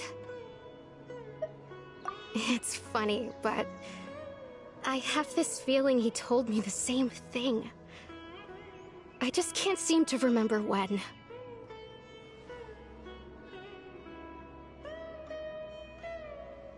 I guess it doesn't really matter anyway. Life is made up of a series of memories. As long as I hold on to our time together, he'll always be a part of my life. I'm just happy I got to meet him. So, who cares what happens in the future, right?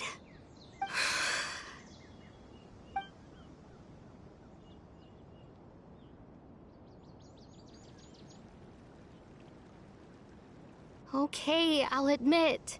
I'm just putting on a brave face. I was dumped, wasn't I? Otherwise, why would he just leave like that without saying goodbye? You don't need to comfort me. I'll be okay.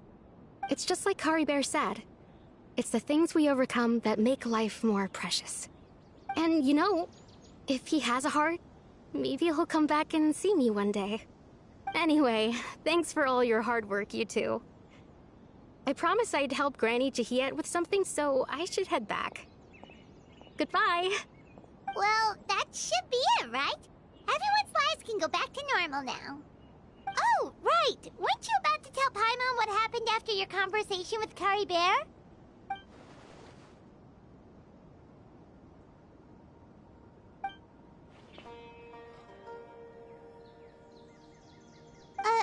A picture? Where'd that come from? Let Paimon see.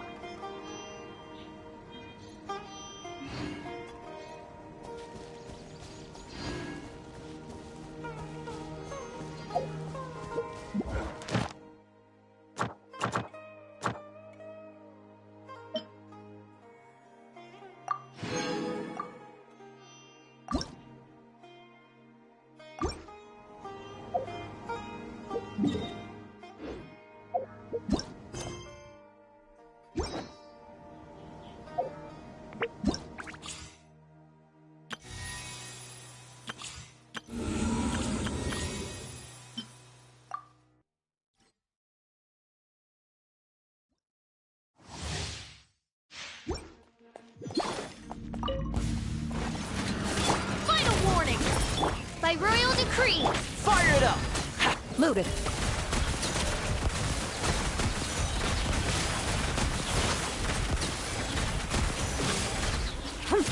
Where evil lurks, shoot on sight.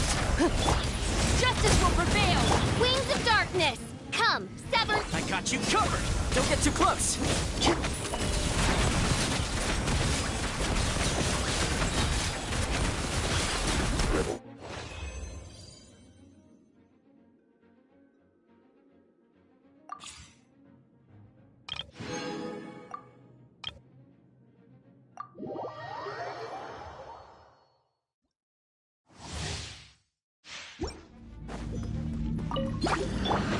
Let the show begin. Oz revealed by... Quicker.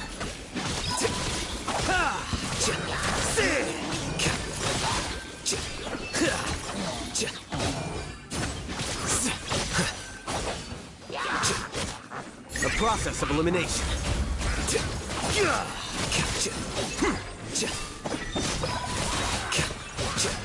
As you wish, main Fräulein. No rest for the wicked.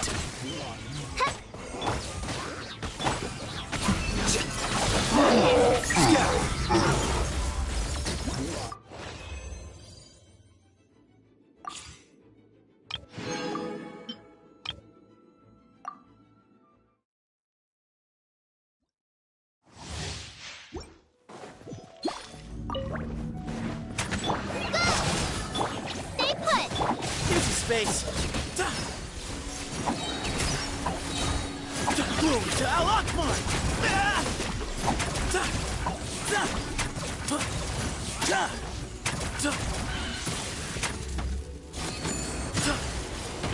Whoa!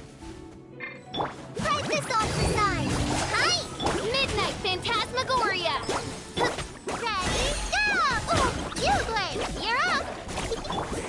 Lucky today. Excuse me? You won this one. You are not welcome. Way ahead!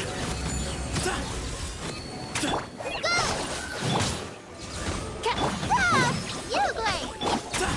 Excuse me?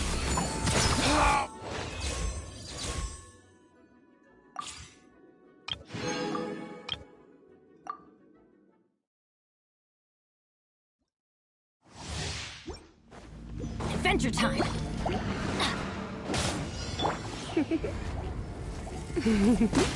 You? Out of the frying pan! Ha! Off we go! Teamwork is trick! Surrender and it'll be just rain cutter! You're toast!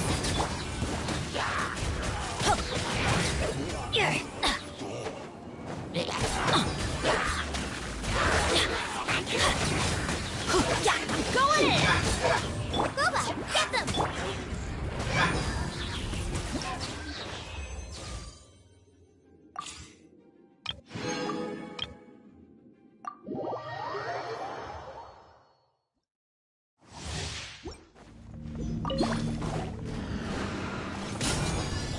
Cool it! Motion to compel! Supporting fire! Wrap up the flame! Ha!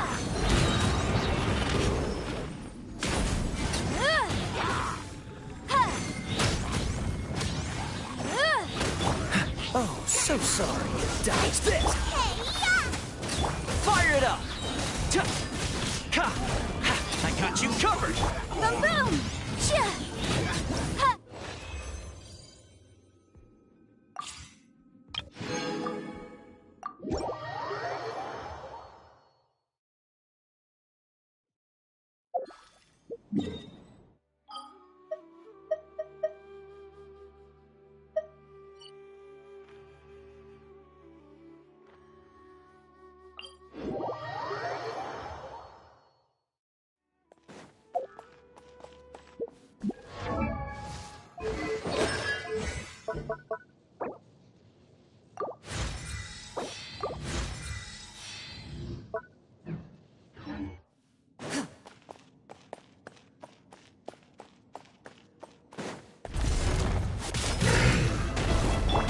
Let's sweeten the deal! Lauren? Way ahead of you!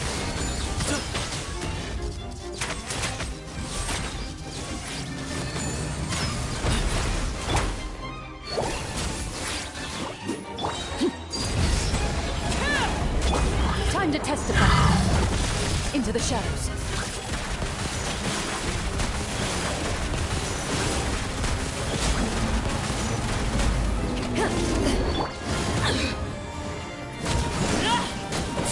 Here's the good!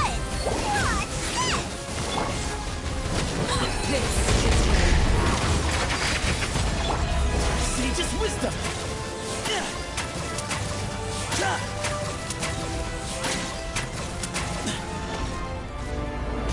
Excuse me?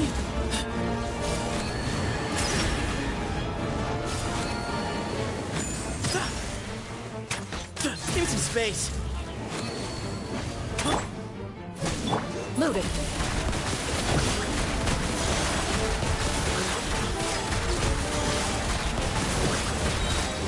Where evil lurks, shoot on sight. Lauren? Let's sweeten the... Way ahead of you!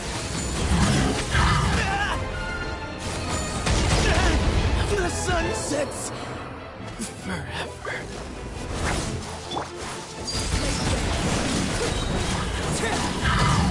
Witness my rise. Overruled. Lauren? Ready.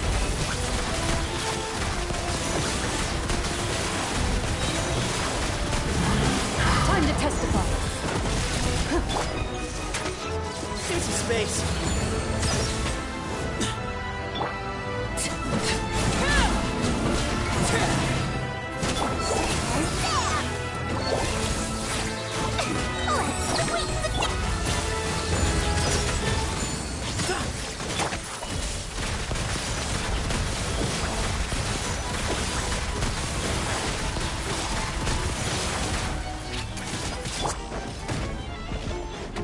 Transfixed.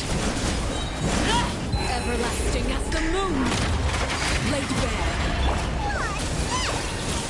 When evil lurks, shoot on sight into the shadows.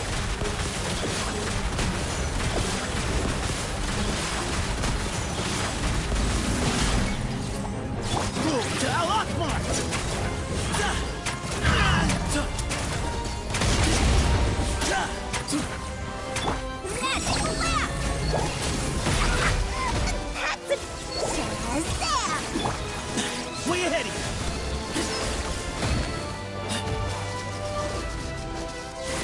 Whoa, whoa, whoa!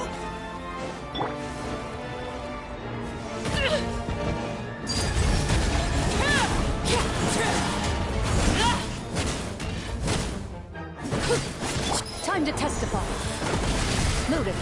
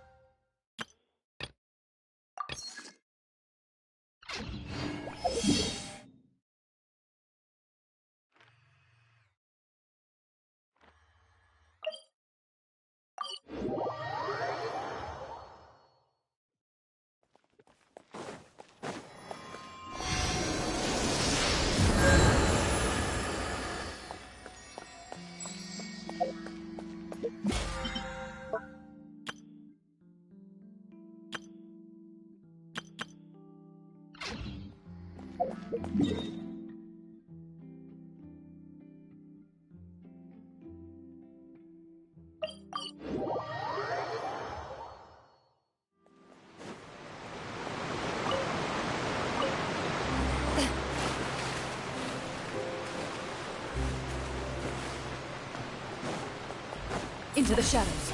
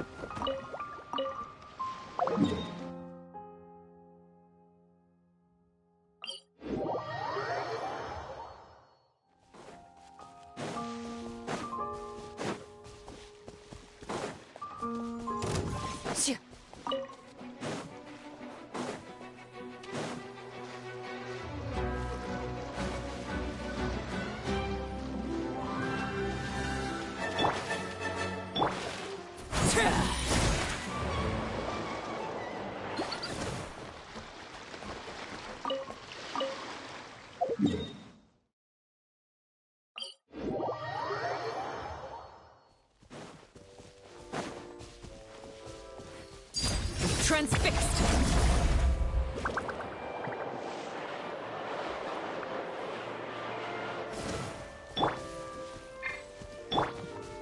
Ready.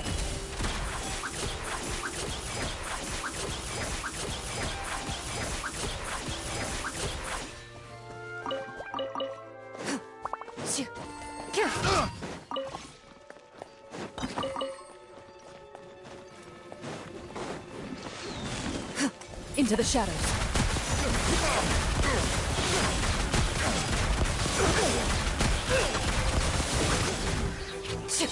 Give me some space. Becomes the hunted.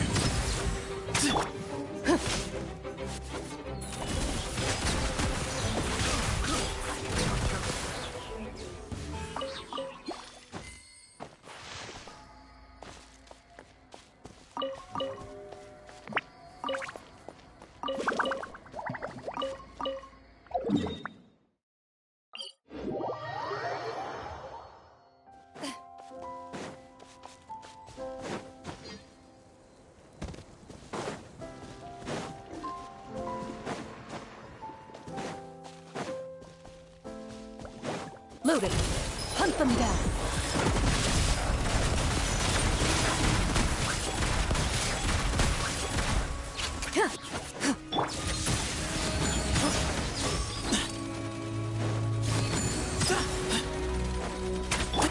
Laid bare.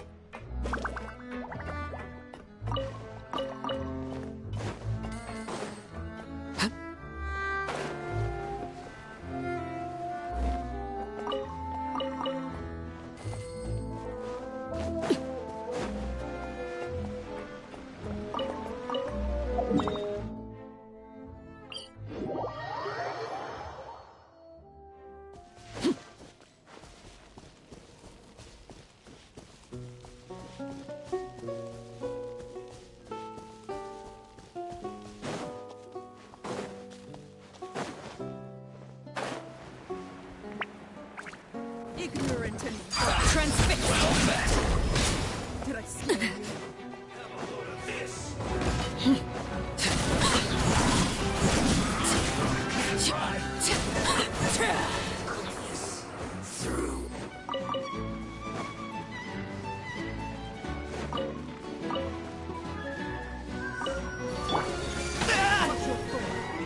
Excuse me?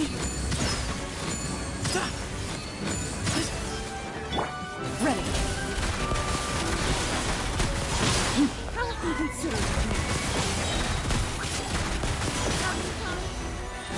Time to testify.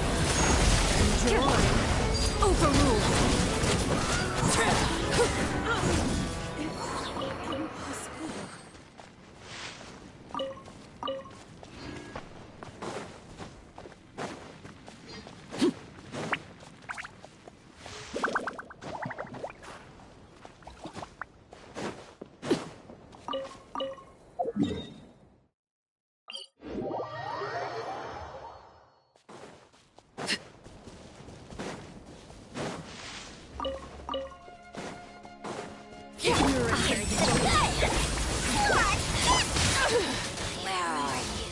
Transfixed. This is where you fall. Laid bare.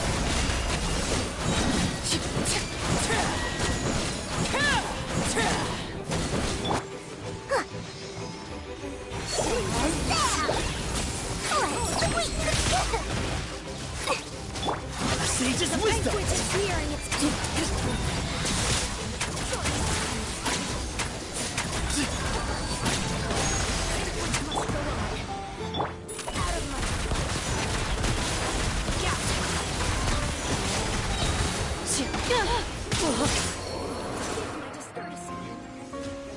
Everlasting as the moon. Overruled. It must go on. Please hold your Give me some space.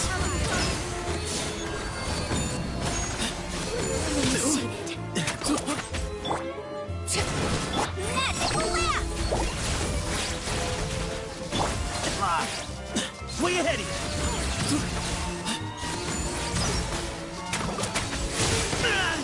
It was all in.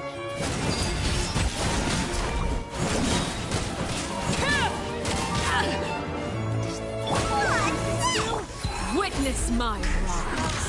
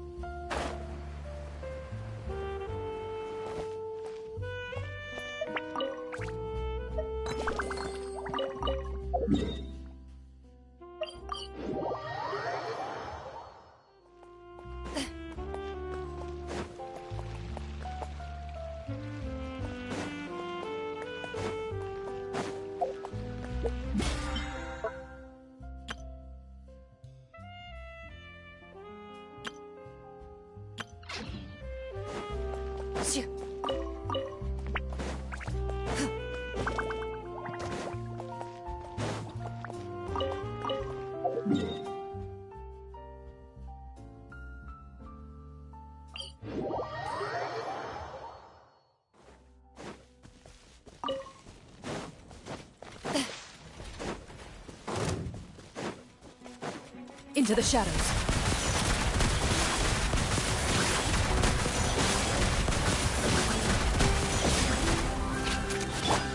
Overruled.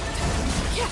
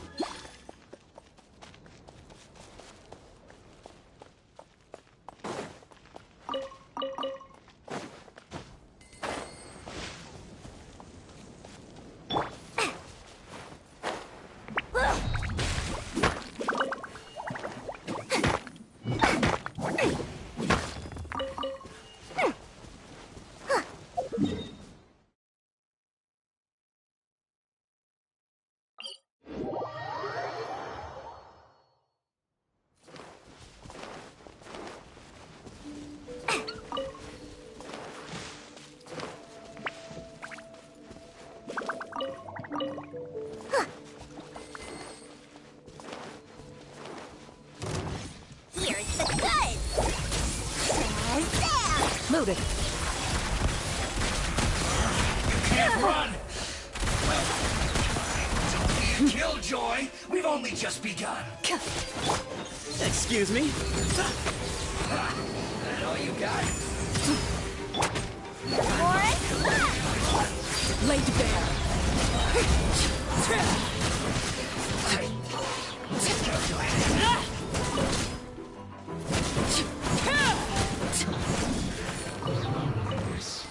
Of death.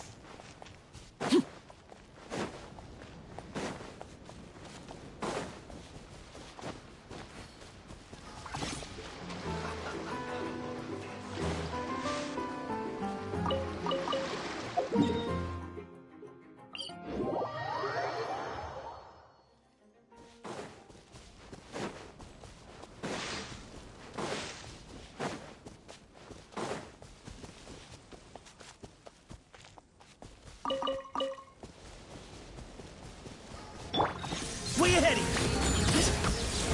Have a load of this! Into the shadows.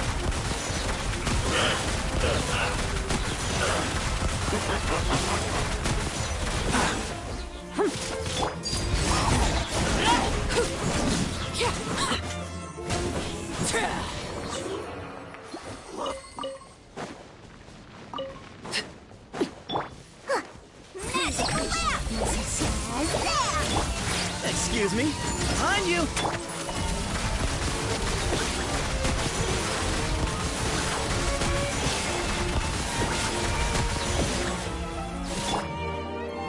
Everlasting as the moon!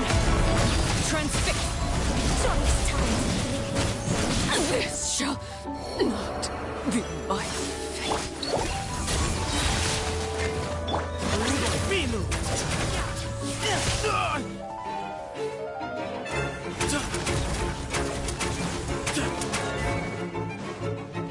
Give me some space. Ready.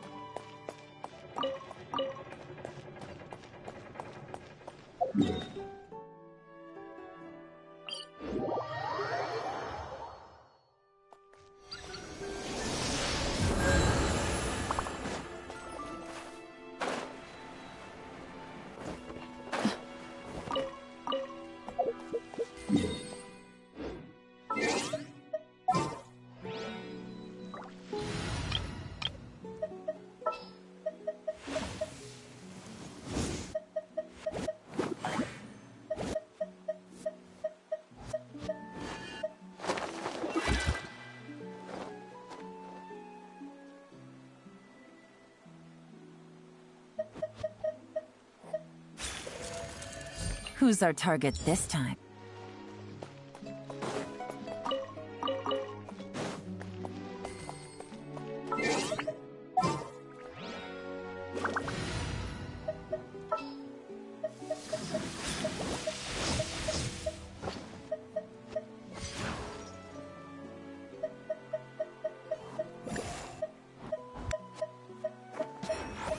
Don't fear.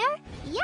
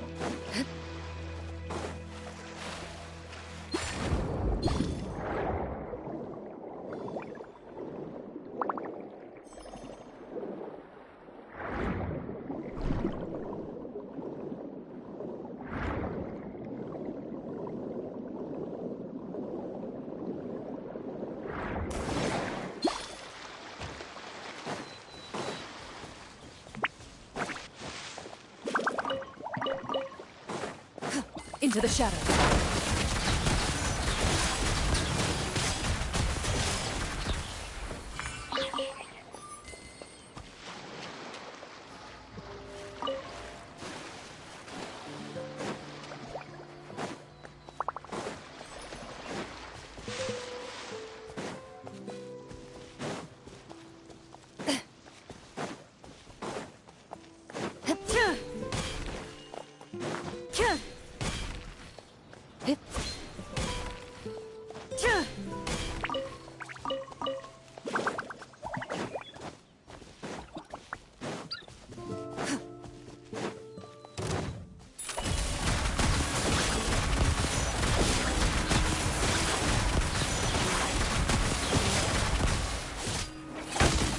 Hunt them down.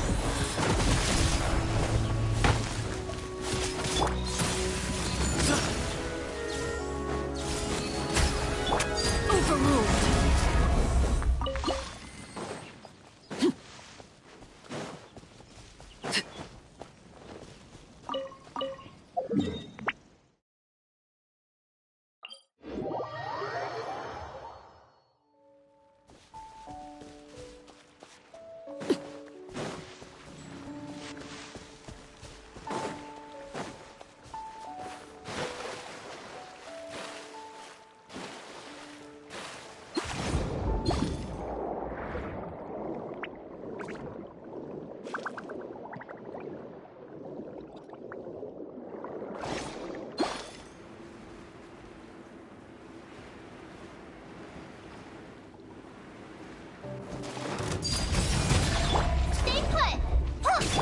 Way ahead of you! Ready.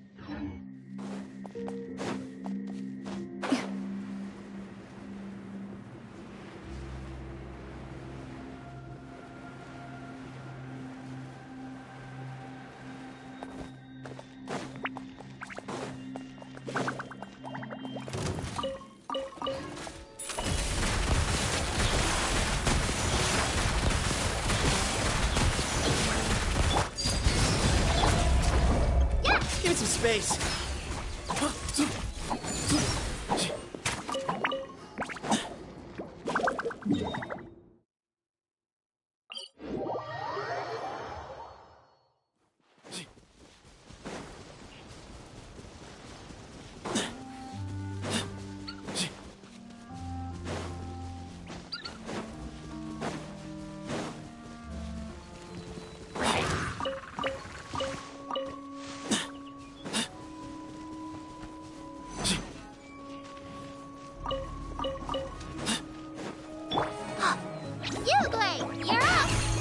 Time to testify.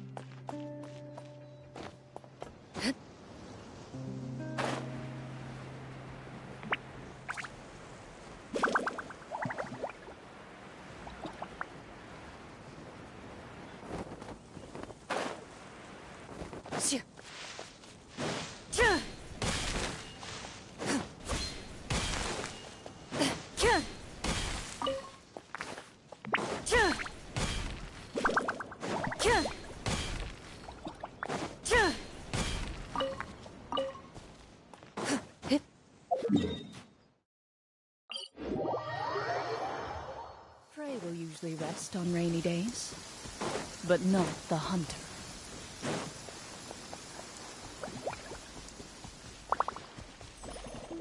The battle between wind and rain appears to have reached its end.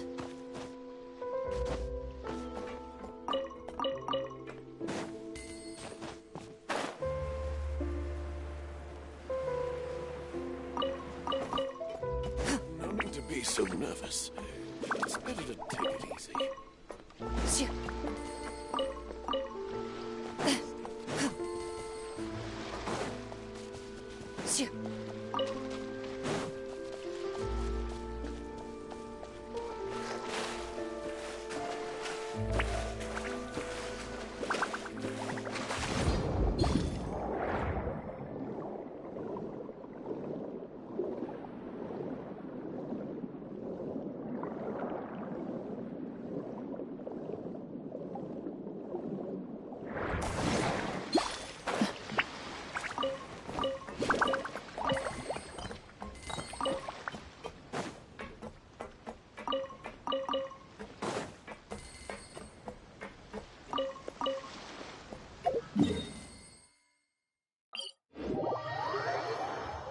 Prey will usually rest on rainy days, but not the hunter.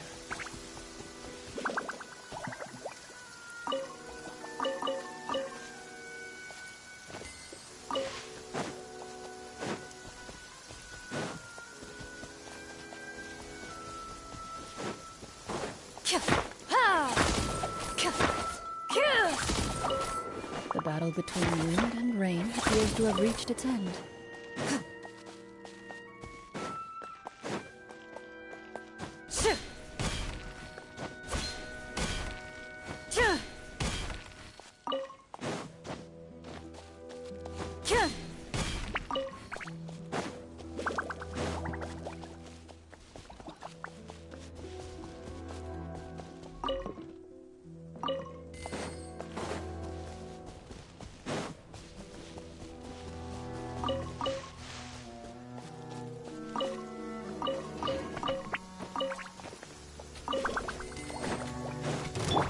Don't be scared! Into the shadows.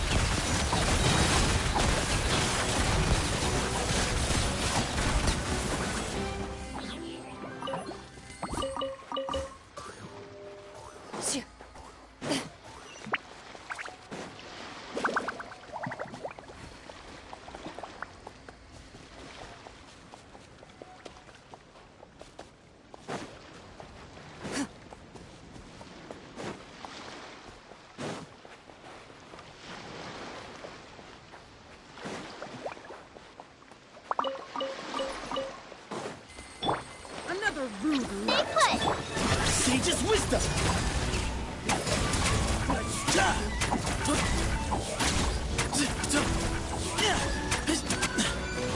Warned you! Transfixed! Hey, go! Loaded.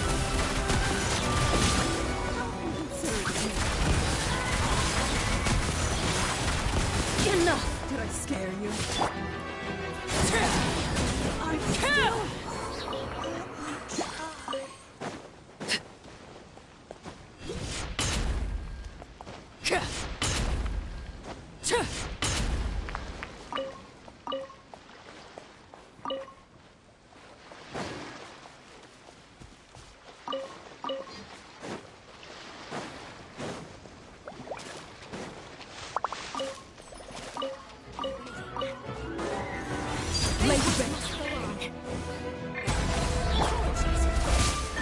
Way ahead!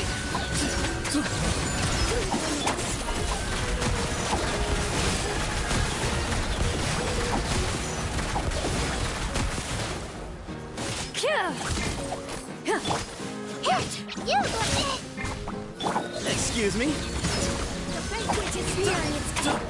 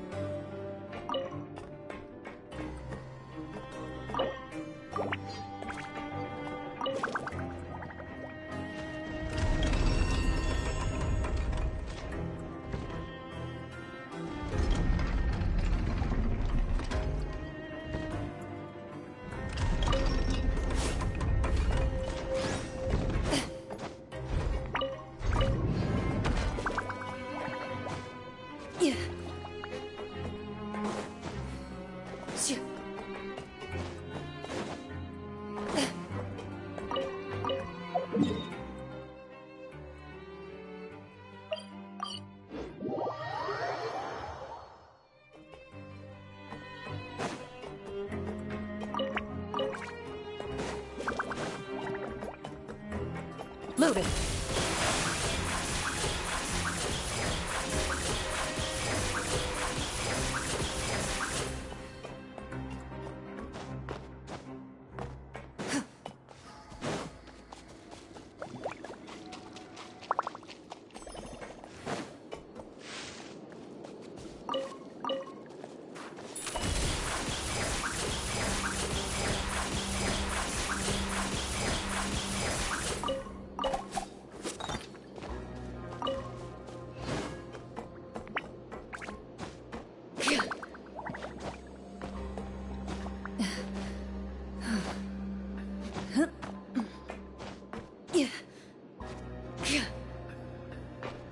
Into the shadows.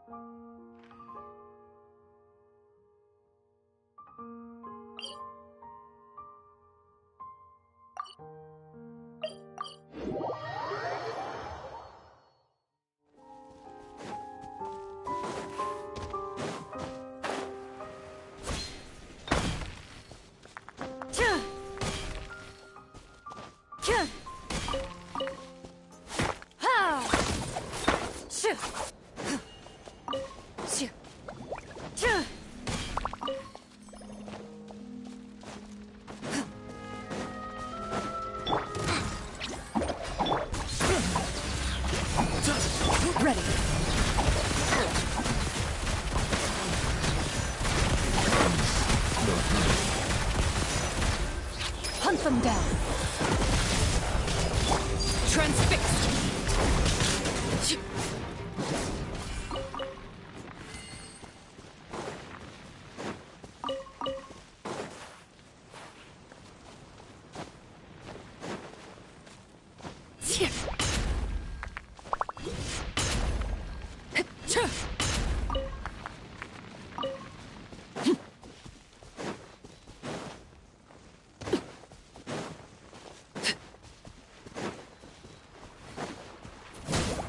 Don't be scared! Into the shadows.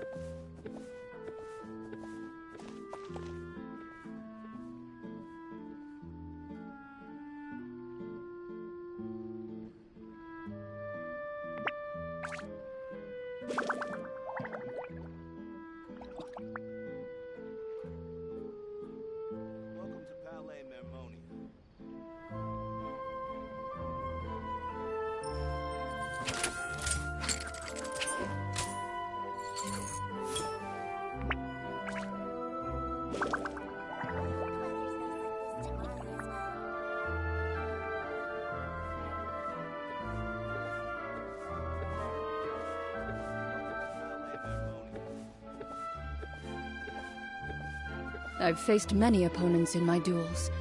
Most of them I defeated. The rest surrendered. No, I have never lost a duel.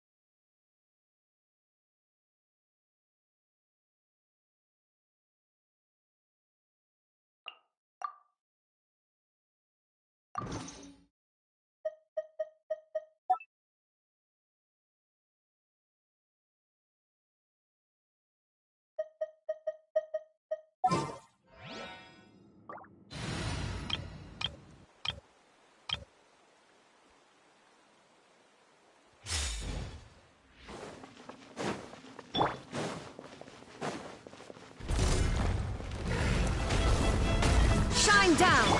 Attaboy! Solidify! Taking a turn for the better. Order guide you. Man!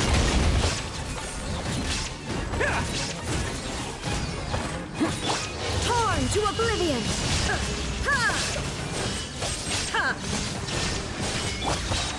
Stabilize. This is order. It's showtime!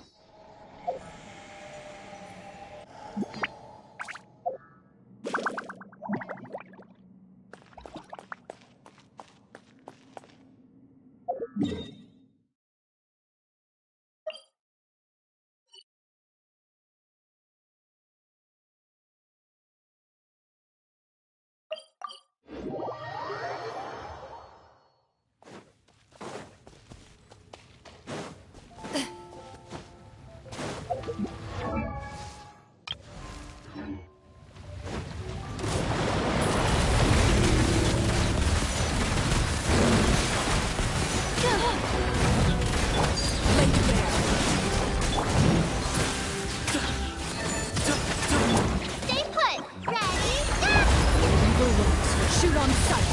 Ready.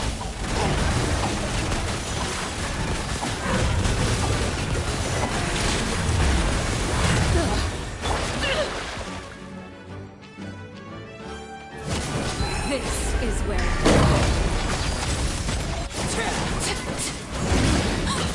Don't be scared, Casper! Move or be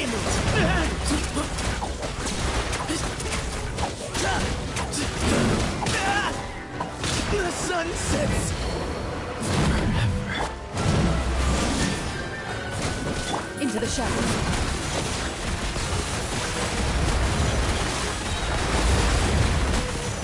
Time to testify.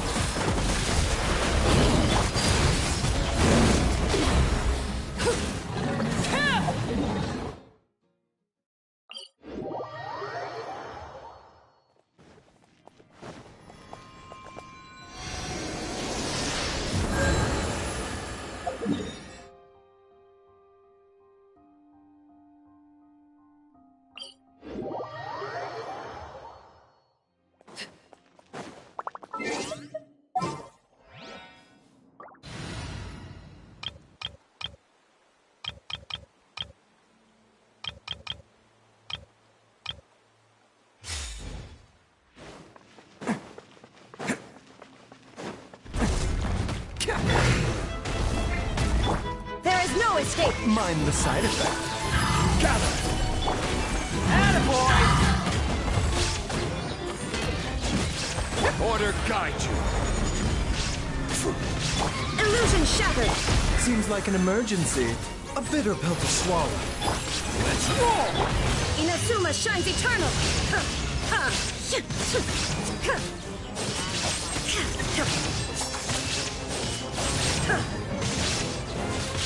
There is no escape.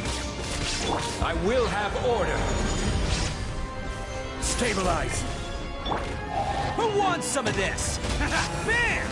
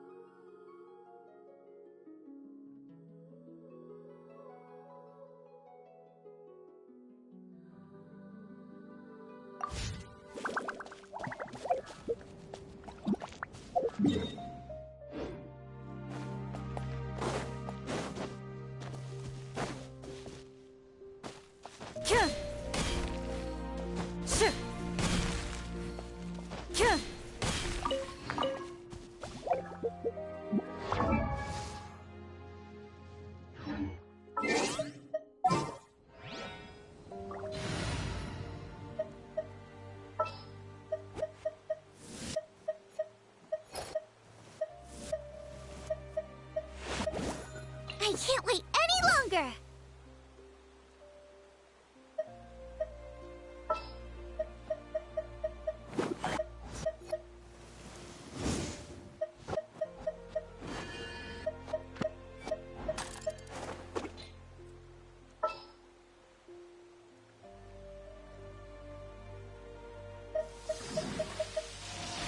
Sure.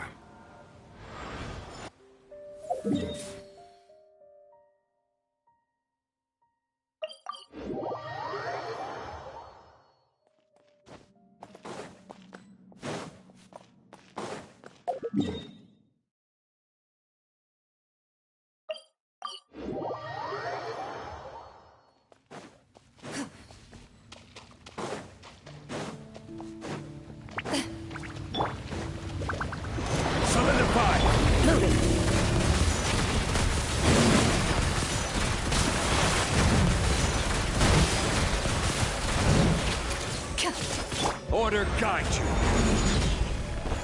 Stabilize.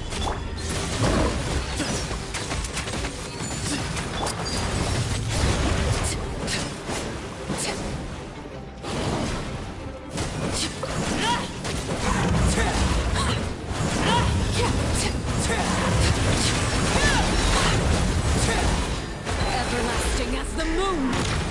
Transfixed! Gather! Where evil lurks, shoot on sight! Ready!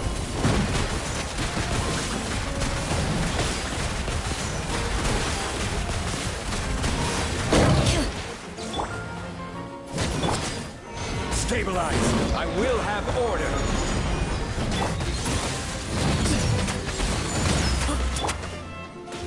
Loaded!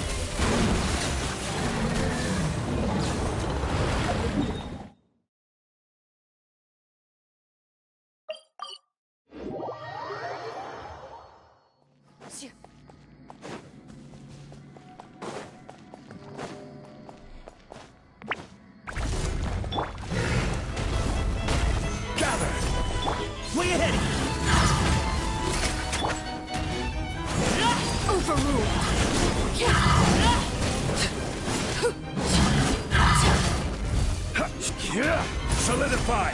Into the shadows.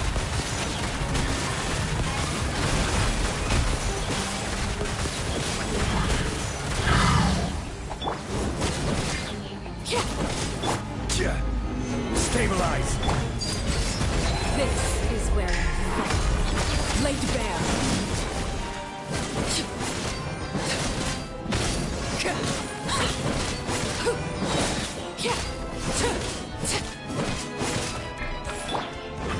Order guide you. Solidify! Hunt them down. Ready.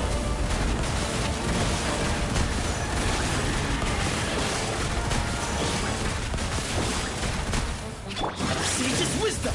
Excuse me?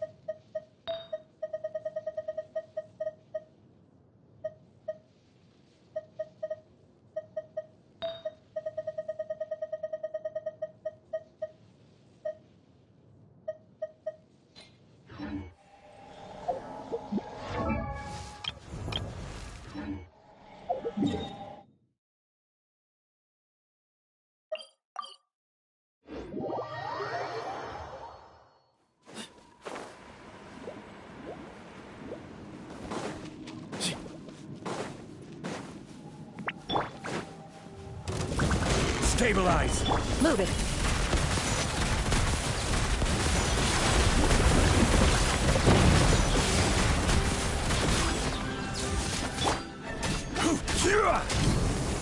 Gather! Way ahead of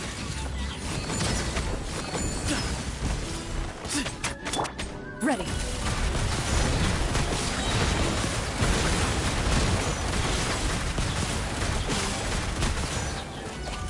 Where evil lurks, shoot on sight.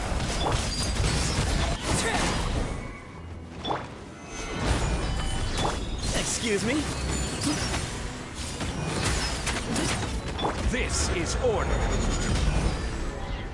Into the shadows.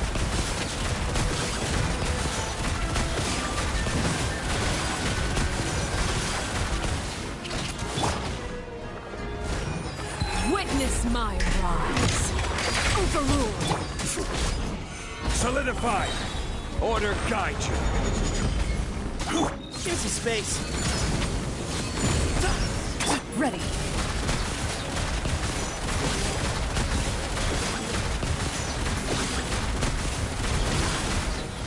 Hunt them down.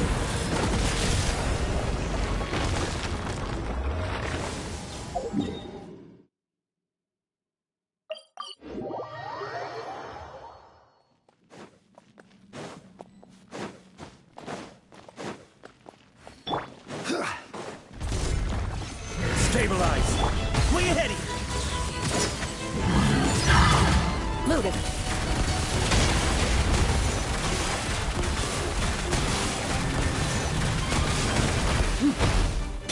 Transfixed. Gather. This is where overruled.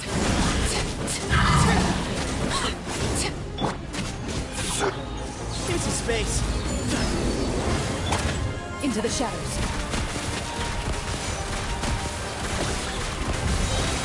Time to testify.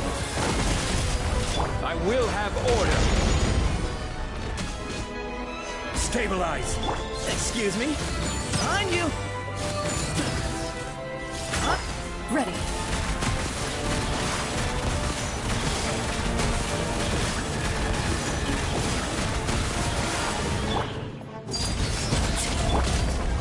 Solidify. Witness my rise. Transfixed.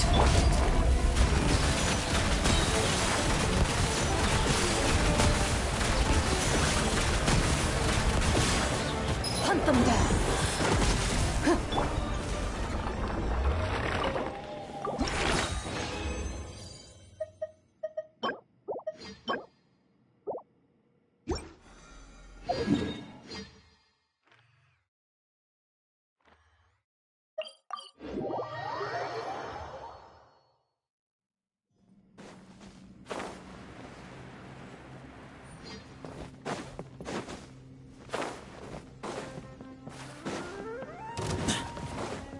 Order guide you.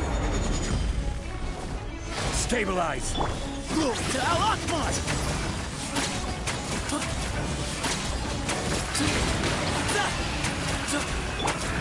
Overruled.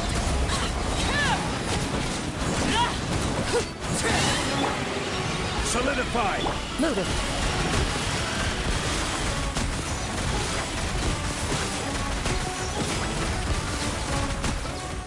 Give me some space.